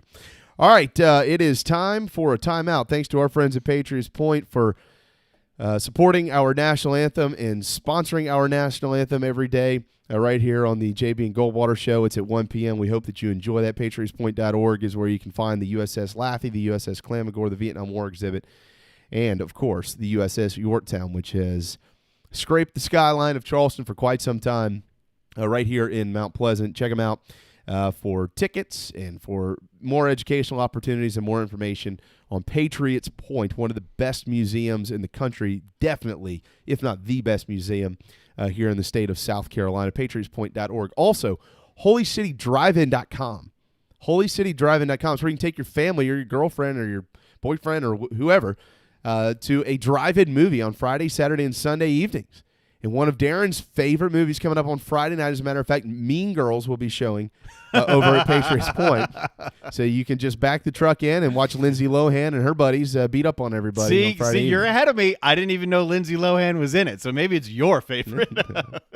Well, I know one of my favorites certainly is Saturday night, the original The Lion King. Oh, yeah. One of the best movies even Grayson, my 7-year-old daughter, she liked the original one. Yeah, it's good. It's fantastic. Mm-hmm. And then if you need a day off, take it on Sunday because Ferris Bueller's Day Off will be showing 7:30 on Sunday night over at patriotspoint.org, where you can buy tickets at holycitydrivein.com. I know last week, I don't know if it's going to be a recurring thing, but Jerry Jacobs, a rising musician with plenty of ties to Charleston, he moved to Nashville, but his family's here, plays here all the time. He played an opening set out there before the Friday night movie. Awesome. So I don't know if that's a regular or if it was just last week, but Good for Jerry Jacobs and Patriots Point. Absolutely. HolyCityDriveIn.com to enjoy a drive-in movie Friday, Saturdays, Sundays over at Patriots Point. All right, when we return, it's been pandemic, college football. It is a little bit more of college football, but it's with David Caravello. He's got a brand new book coming out. If you're a South Carolina fan, you'll really love this. If you're not, you might still really love it. The Hidden History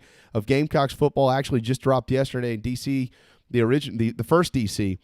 From the Post and Courier is going to give us an inside look at this new book. So he'll spend a few minutes with us right here on the JB and Goldwater Show, driven by Stokes Volkswagen, when we return. DB's Cheesesteaks, the tastiest, juiciest, and now award-winning cheesesteaks in the Low Country. DB's Cheesesteaks delivers, and not just in quality. Download DoorDash, Uber Eats, or your delivery app of choice and have it dropped off at your doorstep. Original chicken, buffalo chicken, even pizza cheesesteaks, not to mention incredible cheeseburgers, massive hot dogs, and dynamite hoagies. It's all there for you and your family. DB's Cheesesteaks in West Ashley. dbscheesesteaks.com. At Patriots Point Naval and Maritime Museum, families walk in the footsteps of our nation's heroes, the brave ones who risked their lives to defend our way of life. Home to the aircraft carrier USS Yorktown, USS Laffey, and the USS Clamagore, there's more than 1 million square feet of exhibit space to roam. White Glove certified, we have several new health safety measures in place to enhance the visitor experience. Come for the day and leave feeling inspired. One of the most impressive museums in the country, located right here in Mount Pleasant. Visit patriotspoint.org for more. We'll see you soon. Hey guys, it's Darren, just here to tell you about our good friends over at Dog and Duck. They've got 3 locations, one in Bell Hall, one in Park West, and one, the new one, out on Clements Ferry. I can tell you from personal experience, it's the only restaurant in town that I've been to since this whole place has reopened. Everything is socially distant, very comfortable, and to top it all off, great selection of rotating craft beers, food specials every day, family meals. If you don't want to go in, you can order it and have some curbside pickup as well. Dog and Duck, 3 locations, proud partners of the JB and Goldwater Show. This is Scott Glaze, head golf professional at the links at Stono Ferry, located on the outskirts of Charleston, South Carolina. I'm inviting you to tee it up on one of the most scenic and challenging courses in the Low Country. Our back 9 is highlighted with 3 holes that border the Intercoastal Waterway. Visit stonoferrygolf.com to book tee times and discover all that Stono Ferry has to offer. The links at Stono Ferry is a former South Carolina Golf Course of the Year and is also home to the College of Charleston men's and women's golf teams. Come see us. We would love to have you. stonoferrygolf.com.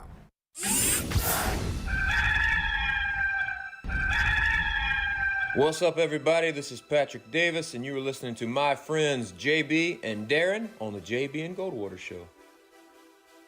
Bentley throws a quick slant round. That's Debo at the 50, 40, give him a stiff arm at the 30, run away at the 20. Are you kidding me? This is Rodgers again to the 25, 20, 15, 10. Rodgers scores!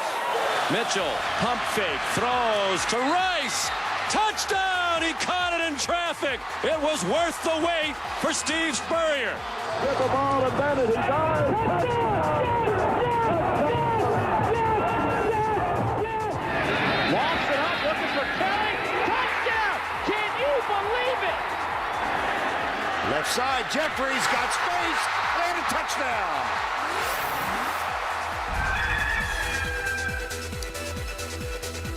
You might find some of those in the new book. He'll tell you that final segment of the afternoon on the JB and Goldwater Show, driven by our friends at Stokes Volkswagen. Visit stokesvw.com. To the phone lines we go, and that is where you'll find David Caravello, formerly the beat writer of the Gamecocks with the Post and Courier, now author of the brand new book that just dropped yesterday, Hidden History of Gamecocks Football, and he's going to give us an inside look at what this thing entails. Hey, man, it's been a while. How are you?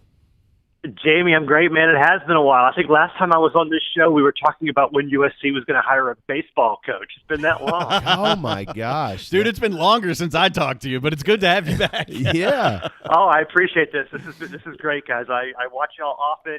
After Dan Patrick is over, I usually turn to y'all's YouTube broadcast, so y'all are a constant presence in my house. Perfect. Thank you so much. I really appreciate that, and obviously I think I can speak for Darren on this. We have always respected your work. I think you're excellent at what you do, and that really means a lot. Thank you, Jamie. I appreciate that. It's been very, very weird to be out of the college sports loop during all of this. That's going on now. I'm both sort of glad I'm not covering it and champing at the bit a little bit to be writing about it. So it's a very odd sensation to watch all this stuff kind of unfold from a remote. It's the most amazing thing I've ever seen in my life. Do you have a feel of where this is going? I mean, my gut feeling is that you're going to see people start. You're going to see the SEC and the ACC and maybe some schools try to go it themselves, Notre Dame, et cetera, and start the season. Finishing is going to be a whole different ball game. I just don't think anybody's prepared for what happens when you have 20, 30,000 people on campus with a college football team. I just think that everybody talks about what if we lose a player here, what if we lose a player there. But if you look at some of these outbreaks that have been caused by birthday parties and house parties and things like that, we're talking about 25, 30 people at a time, and it's just going to be really, really hard to keep the kids sort of isolated to a degree where they're not going to come in contact with this thing at all. And the worry is that entire locker rooms go down, and then kind of schools and conferences have no choice but to pull back. I think that the SEC, by waiting to start, is going to sort of wait and see how campuses manage this at the very beginning, and see if we have a situation like we've seen at some high schools where kids show up and then a week later you've got an outbreak, and they're going to kind of wait and see how that goes before they sort of try to dip their toe into playing games. But there's been very, very little from a positive standpoint I've seen as far as anybody trying to manage successfully outside of like an NBA, NHL style bubble. And college football is so disparate right now, and how everybody's managing this medically runs the gamut, and I just don't have a good feeling for how this is gonna end. I think that's a great take. Yeah, I think you're exactly right. And the SEC, Greg Sankey has been very vocal about these communities doing their part. I mean, he's pushed this for quite some time, right? Look, we can control our guys as much as we can, but if you can't control yourselves, this isn't going to work. Mm-hmm. And you're right. You're right. And I think everybody wants him to make a decision. But I sort of have a little bit of admiration for the way he's doing this, and he is really studying what everybody else is doing right.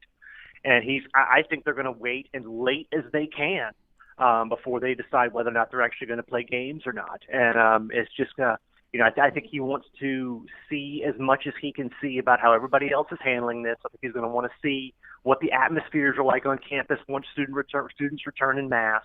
And he's really taking this step by step. And, everybody wants a decision, but I think it might be a little while longer before we get one, at least as far as the SEC is concerned. On Twitter at DCaravello, Caravello spelled Caraviello, David Caravello. All right, let's talk about this book. So I have not done it yet, but I told you I'm going to, and I probably will just do this today. I'm planning to order at least 2 copies. I know of 2 copies. I want one, and then I'm going to get you to sign one for my uncle who's been in the Gamecock Club for over 50 years. Sure. But this book is titled Hidden History of Gamecocks Football, and just came out yesterday. Now, look, I just pulled up Amazon.com, and this says temporarily out of stock. Have you already sold out? I don't know. I made some emails on that just to try to find out what the deal is, and I'm not sure. So wow. If it is great, but I also don't know how large their stock is to start with. This is History Press is kind of a smaller publisher based here out of Charleston, and so I'm not sure what their distribution sort of methods are. But from everything I've heard, this is going to be available everywhere you buy books. So I'm hoping that remains the case. All right. So what will this book entail? I mean, it's kind of self-explanatory, but how did this come together? How long have you been working on this, and collectively, what will all this entail? Yeah, Jamie, I started working on this maybe the spring of last year. Wow. And late winter, spring of last year, and turned it into publisher on August 30th of last year. And they, were going to drop it to coincide with football season, which made sense at the time, of course. And Jamie, I mean, as I write in the beginning of the book, you're around this program your entire life. You go to school there, you cover it as a beat writer.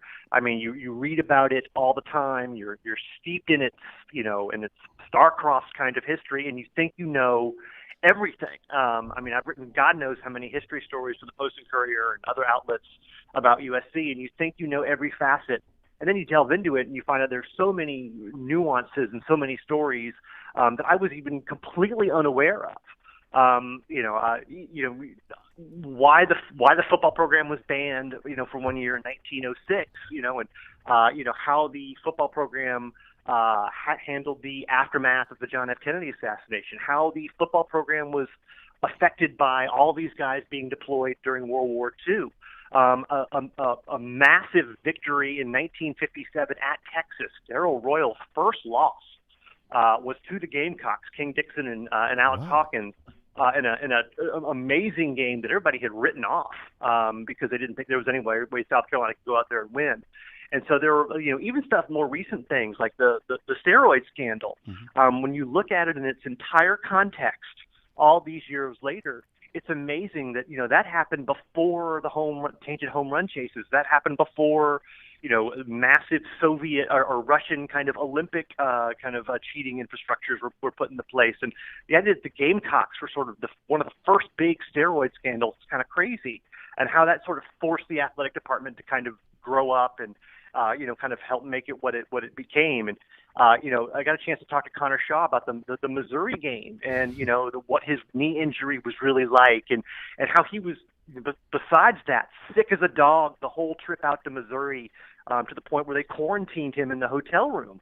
And it makes the fact that he even played in that game even more amazing. So there are stories that are overlooked. There are stories that we all know, but they have facets and contexts that perhaps are a little overshadowed. And it spans basically everything from the riot in 1902 to how Will Muschamp succeeded Steve Spurrier. It doesn't cover every era because it's 13 chapters, but I feel like it runs the gamut and tells some interesting stories from both long ago and fairly recently. I don't know if you want to give this away. We're talking with David Caravello, who you've read tons of his work in the Post and Courier and elsewhere, and now he's got a book, The Hidden History of Gamecocks Football. The most interesting nugget that you stumbled upon in researching this that you didn't know?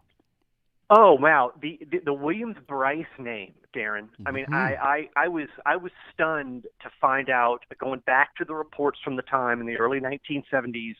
We all think that the Williams Bryce family, we know the money was willed to the University of South Carolina, and we just all figured, okay, well, they wanted to put their name on the stadium, and it turns out that it wasn't anything like that. Martha Williams Bryce left this lump sum to USC and said, basically, y'all figure out how to spend it. And so, it was people were sort of thrown for a loop when they realized this amount of money was going to go to stadium improvements. I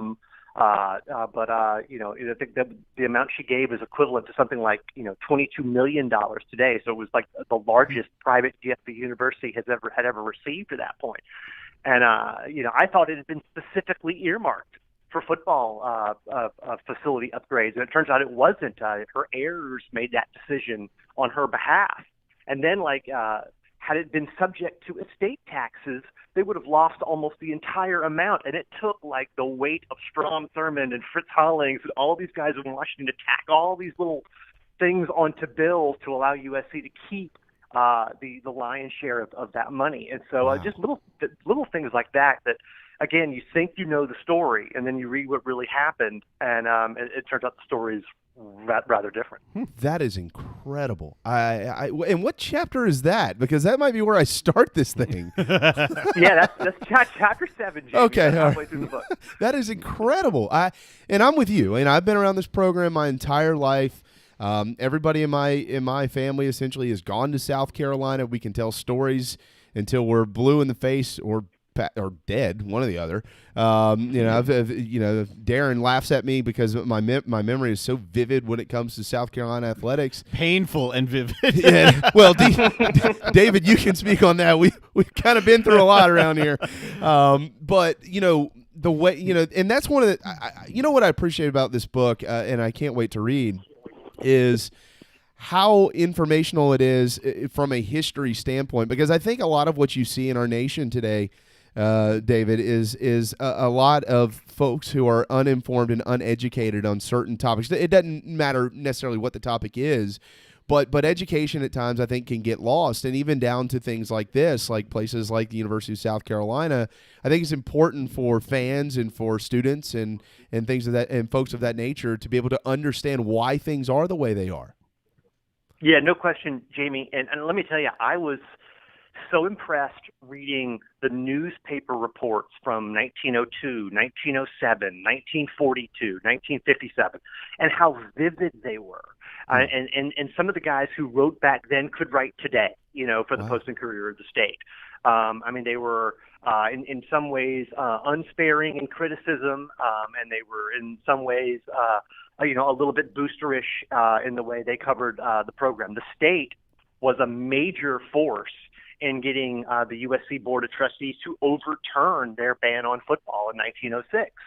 To the point where when they finally said football was coming back, the student body marched down Main Street to give 3 cheers to the state because the state's coverage at every opportunity, sort of lambasted the Board of Trustees for being short-sighted in banning football when it was so popular on campus at the time. So yeah, I think there's it's really evident in this book that kind of the degree of news coverage from 1902 until now is really critical in getting a kind of a full understanding of what this program has been through. I mean, the steroid scandal especially. I mean, you read all the different accounts from everybody from Gene Sapikoff here in Charleston to Bob Gillespie in Columbia to the Washington Post to Sports Illustrated, and it just helps bring it all to such a kind of completion, and cover all those little fill in all those little colors in the corners that you don't get just by reading kind of a quick hit. I've heard a lot of comparisons between what we're dealing with now with COVID and the Spanish flu. What did the Gamecocks do? What was it, 1918? How did they proceed? Was there anything in the archives about that? Darren, I did not go into the Spanish flu part because this pandemic was, not even a hint in anybody's eye. You didn't know this was coming? When this thing started, unbelievably, But let me tell you this: the World War II chapter, is the thing I think of as the closest parallel, and how all these programs were losing guys, and then you also had this situation where the Navy and the Marine Corps basically decided we are going to embrace football as a leadership exercise. And they started the equivalent of college football teams at all these training bases. And so anybody any good who got drafted ended up at Del Monte Pre-Flight or Iowa Pre-Flight or Bainbridge Naval Training Station. I mean, these were all teams that were like top 10 in the AP rankings during the war years, because they were allowed to obviously draft these players into the service, and then they would go to these training camps before they went overseas and play real college football, and they dominated the college football scene back then. But what happened when you had teams like South Carolina that had to that was left with scraps and was trying to convince guys who ran track to come out and play football because they just didn't have enough players. And they didn't know week to week, who they would have in a lineup. And so you look at, one, the degree of potential attrition they had then and what you might have now with guys opting out or guys getting sick. And two, the lack of just sort of no real oversight there in terms of, letting kind of the military sort of step in and do whatever they want with college football players. And to me, that's the strongest parallel we have to what's happening today. There was no firm central oversight then. There's no firm central oversight now. Wow! Look at the progress we've made. Wow! Fantastic. So no Clemson, South Carolina this year, but I'm sure that rivalry has a large place in this book. Can you expand on things like Big Thursday? Obviously, we can't wait to read the book, but this rivalry has had a lot of different chapters in it over the last 100+ years. Yeah, the Clemson game features noticeably in several of the chapters in this book, Jamie. Obviously, the first chapter of the quote-unquote riot of 1902, which was really more of just kind of an armed standoff. I mean, it's not like guys were, really pounding on each other at the horseshoe or anything. Thankfully, people intervened before it got to that. The chapter about World War II, what sort of made that a little bittersweet is those guys had a massive, streak-snapping victory over Clemson in 1941, which I think snapped like a 6-game losing streak to the Tigers. And they had big hopes for what they were going to be capable of coming off that for the 1942 season. And of course, all these guys get drafted everywhere, and the team's the shadow of its former self. The chapter about the aftermath of the JFK assassination is really fascinating, because South Carolina was scheduled to play Clemson. Big Thursday was gone by then, but South Carolina was supposed to play Clemson on that next Saturday. And so you have a situation where you have Clemson loads the bus in Clemson, and they come down to the Midlands. I think they were playing. They stayed in Batesburg or something at the time for whatever reason. Wow. And they pass a post office on the way, and they see a flag at half-staff, and they don't know why that's the case. Wow. Obviously, there's no internet or anything there, and then they get to the Midlands and find out what's happened. And then there's this huge, all this decision making over whether or not you play the game. And, the two presidents go back and forth before they finally make the right decision. The game is being postponed until Thanksgiving. But yeah, the Clemson game looms large. There's a chapter on Steve Tannehill and the aftermath of the player revolt. Mm-hmm. And, obviously that Clemson game is sort of, kind of defines that season to a large degree. But the fact that, he was running the scout team, basically. He was third string when he got there, basically, because they just, it was they didn't know what to do with him, and he was a freshman, and the other two guys were in front of him, and he didn't know he was going to start that Mississippi State game until he's in the airport going home for an off week. And he runs into assistant coach Rich Biasaccia, who says, "Oh, by the way, you're starting next week." and he said, "You're starting next weekend. Just don't tell anybody." And so that got completely overshadowed because he comes back to campus, and all of a sudden everybody's walked out on Sparky Woods, and there are 50 television cameras everywhere, and he's quietly going through these first team reps, and nobody notices because all the focus is on the player revolt. But so yeah, there's the Clemson game is 5 or 6 times touched on throughout the book. It's as much a common theme. Brad Edwards in the 1987 season is in there, and it's as much a common theme as there is anything else. Oh, that's fantastic. Good thing during that player revolt there was no Twitter around at the time because oh my goodness, can you imagine? Can you imagine? I asked Steve one time. This has been a few years ago. I saw him before a game. And we were catching up about a few things, and I said, and I don't even know how it came up, but I asked him, David, I said, pertaining to the moment that you just spoke about, I said, when they put you in the starting lineup for the first time, did you think that you should have been starting before that? And he goes, hell yeah. So, I mean, they weren't very good, but then he got in there, and they win 5 in a row to finish the year, right? Or 5 out of 6, something like that. Yeah, won 5 out of 6 to finish the year. You're right. So, all right. So, I really, I'm going to, now if these books are out of stock, I'm going to have a problem here. But I'll figure this out. I'm gonna order these books today. So I need you to sign them. I'm going to text you if you don't mind. If you'd write a little note for my uncle, I'd appreciate that. Yeah, Jamie, absolutely. And they're also available through the History Press's website. Okay. And they should be available through some other vendors as well. All right. So the Hidden History of Gamecocks Football. Of course, you can go to Amazon.com. Hopefully, everybody follows you on social media. I know you continuously update this, so we're gonna do this too. We'll keep this stuff on our social media for the future. Absolutely. How can we give away a book? Do we have that power yet? Yeah. I can send you a book to give away. Sure. Yeah, let's do that. Let's do. Oh, absolutely. I'll shoot you. I'll shoot you the address. Thank you so much. Sure. I really am excited about this. I think hopefully some folks maybe is there a comparison to Tom Price's book, Tales from the Gamecocks Locker Room? That was one of the sources for this book. Okay. I did not know about the JFK stuff until I read Tom Price's book and doing the research for this. So, some of the stories overlap. Tom's book was, some of the chapters are 4 paragraphs long. If you remember, Right. if you remember that book. So hopefully this is a little more comprehensive. But that was you could definitely say that's a little bit little bit more of a parallel. Absolutely. Well, this is wonderful. Thank you very much for being a part of our program today. We look forward to continuing to push this book out for you, and let's catch up here pretty soon, if you don't mind, as you work on part 2 of this thing, okay? Yes, you got it. Hey, Jamie, Darren, thank you so much for this. I really appreciate it. And thank you for your support of our program. We appreciate that. Sure thing, guys. David Caravello, Hidden History of Gamecocks Football, Amazon.com, so we're gonna push out in just a little bit all the places. You can also buy this if Amazon is out of the paperbacks. You can actually, if you have a Kindle, you can buy it in the Kindle version. Yeah, there you go. So it downloads instantly, and then so you can probably do that with an iPad too. Yeah, Mm-hmm. Yep. Bookstores everywhere, and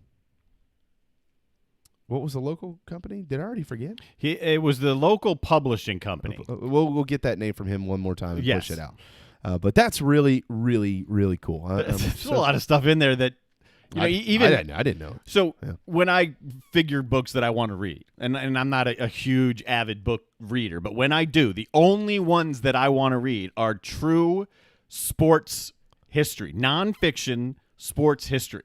Mm-hmm. This seems like it's right up my alley, whether or not you're a Gamecock fan. I mean, how the JFK assassination affects a football team, right? How the World War II and how the team started popping up on bases and becoming some of the best teams in the country. I mean, that's stuff that is really cool, that is valuable information for anyone to have when you're talking football. Absolutely. Really neat stuff there. I'm glad we were able to get with David Caravello today. And so hopefully all of you will purchase this book, Hidden History of Gamecocks Football. All right, real quick, let me leave you with this baseball note. They are exploring options for baseball to establish a bubble for the playoffs, which this year is going to be 16 teams.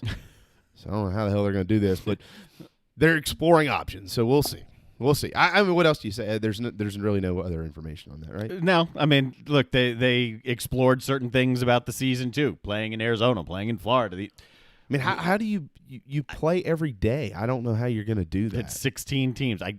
You would have to put them all in one Disney World-like place. I mean, it would have to be like I would think that you wouldn't want that. That would be too much mingling for me. Well, that's what the NBA is doing right now. Yeah. You put them there, have them play at the Wide World of Sports complex. I guess what I'm getting, and maybe I'm thinking about this a little wrong, especially based on all the information I always say, but the NBA started there, but baseball would be coming there. That's true. So I don't know, but I guess as long as you don't have any positives, that's all that matters. Yeah. But we'll keep our eyes on that. We're also obviously going to keep our eyes on football for any other changes today. All right, what day is today, by the way? It's everybody's favorite segment. Yes, it is. The National Day Calendar. As one of Darren's favorite days, happy Global Kinetic Sand Day. You know what? I don't even know what that means. I do know what that means, and it's really cool. It's like the sand you can make. It's basically, I see it with a kid's toy. You can make designs out of sand. It kind of hangs together for a little bit. It's actually very cool. It's kind of like clay-like. Oh, okay. Silly putty clay-like, but sand. All right, we'll go home and play with your sand. Yeah. Congratulations. Uh-oh. It doesn't matter what side you're on with this, and it doesn't matter who it is. Happy National Presidential Joke Day. Oh, joke. I thought it was just going to be like President's Day or something. No, President's Day is in September. Yeah, we all got jokes right now, don't we? Yeah. Happy National. Actually, I will give, apparently, so the president was on this morning with Clay Travis, and apparently when the producer answered the phone, he said it was actually the president instead of like somebody saying his handler. Hold for the president. And the producer, Danny G with Clay Travis, I just heard this earlier. I was flipping through the stations earlier, and they caught the end of this thing. He said, yeah, I answered the phone, and he said, yeah, I listen a lot to your program. You have an excellent program. And Danny G said, thank you. And he said, yeah, you deserve a raise. Hey. Clay Travis looked at him and said, did you just say the president told you deserve a raise on my national radio show, calling me out? Yep. Hey, I mean, make it happen. Make it happen. I deserve a raise, too. I thought that was pretty funny. I was like, that's how you get a raise right there. And then also, most importantly, happy National Sons and Daughters Day. If you are a son or daughter, everybody is. Happy National Sons and Daughters Day. Be great today. I think we've been pretty great today, too. I know our guests have been. Thank you to Bailey Hart. What a look inside the Gamecocks football program from a safety standpoint. He touched on Will Muschamp. He touched on Clint Haggard, what they do from a training standpoint, a medical standpoint. That was wonderful. If you missed it, you need to go back and listen to it, jbandgoldwatershow.com. all platforms out there where podcasts are available when our live show is over. David Cloninger joined us as well, and, of course, David Caravello. So really heavy from the Garnet and Black today, but it was very, very good. And hopefully if you missed the program, you'll go back and listen in its entirety when you get a chance. We dished as much as we can. We're still waiting on news from the Big Ten and the Pac-12. I'm sure it'll be out at some point. Or not. Maybe not. Careful what you read, because what you read is probably going to be wrong in about 5 minutes. So, I don't know. Yeah. But tomorrow we're not wrong. J.C. Sherbert joins us tomorrow. So does Grace Rayner.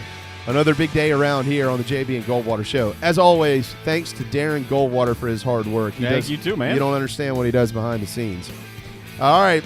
We're out of here. Have a terrific Tuesday afternoon. The JB and Goldwater Show, driven by our friends at Stokes Volkswagen, StokesVW.com. Peace and love at Stokes VW.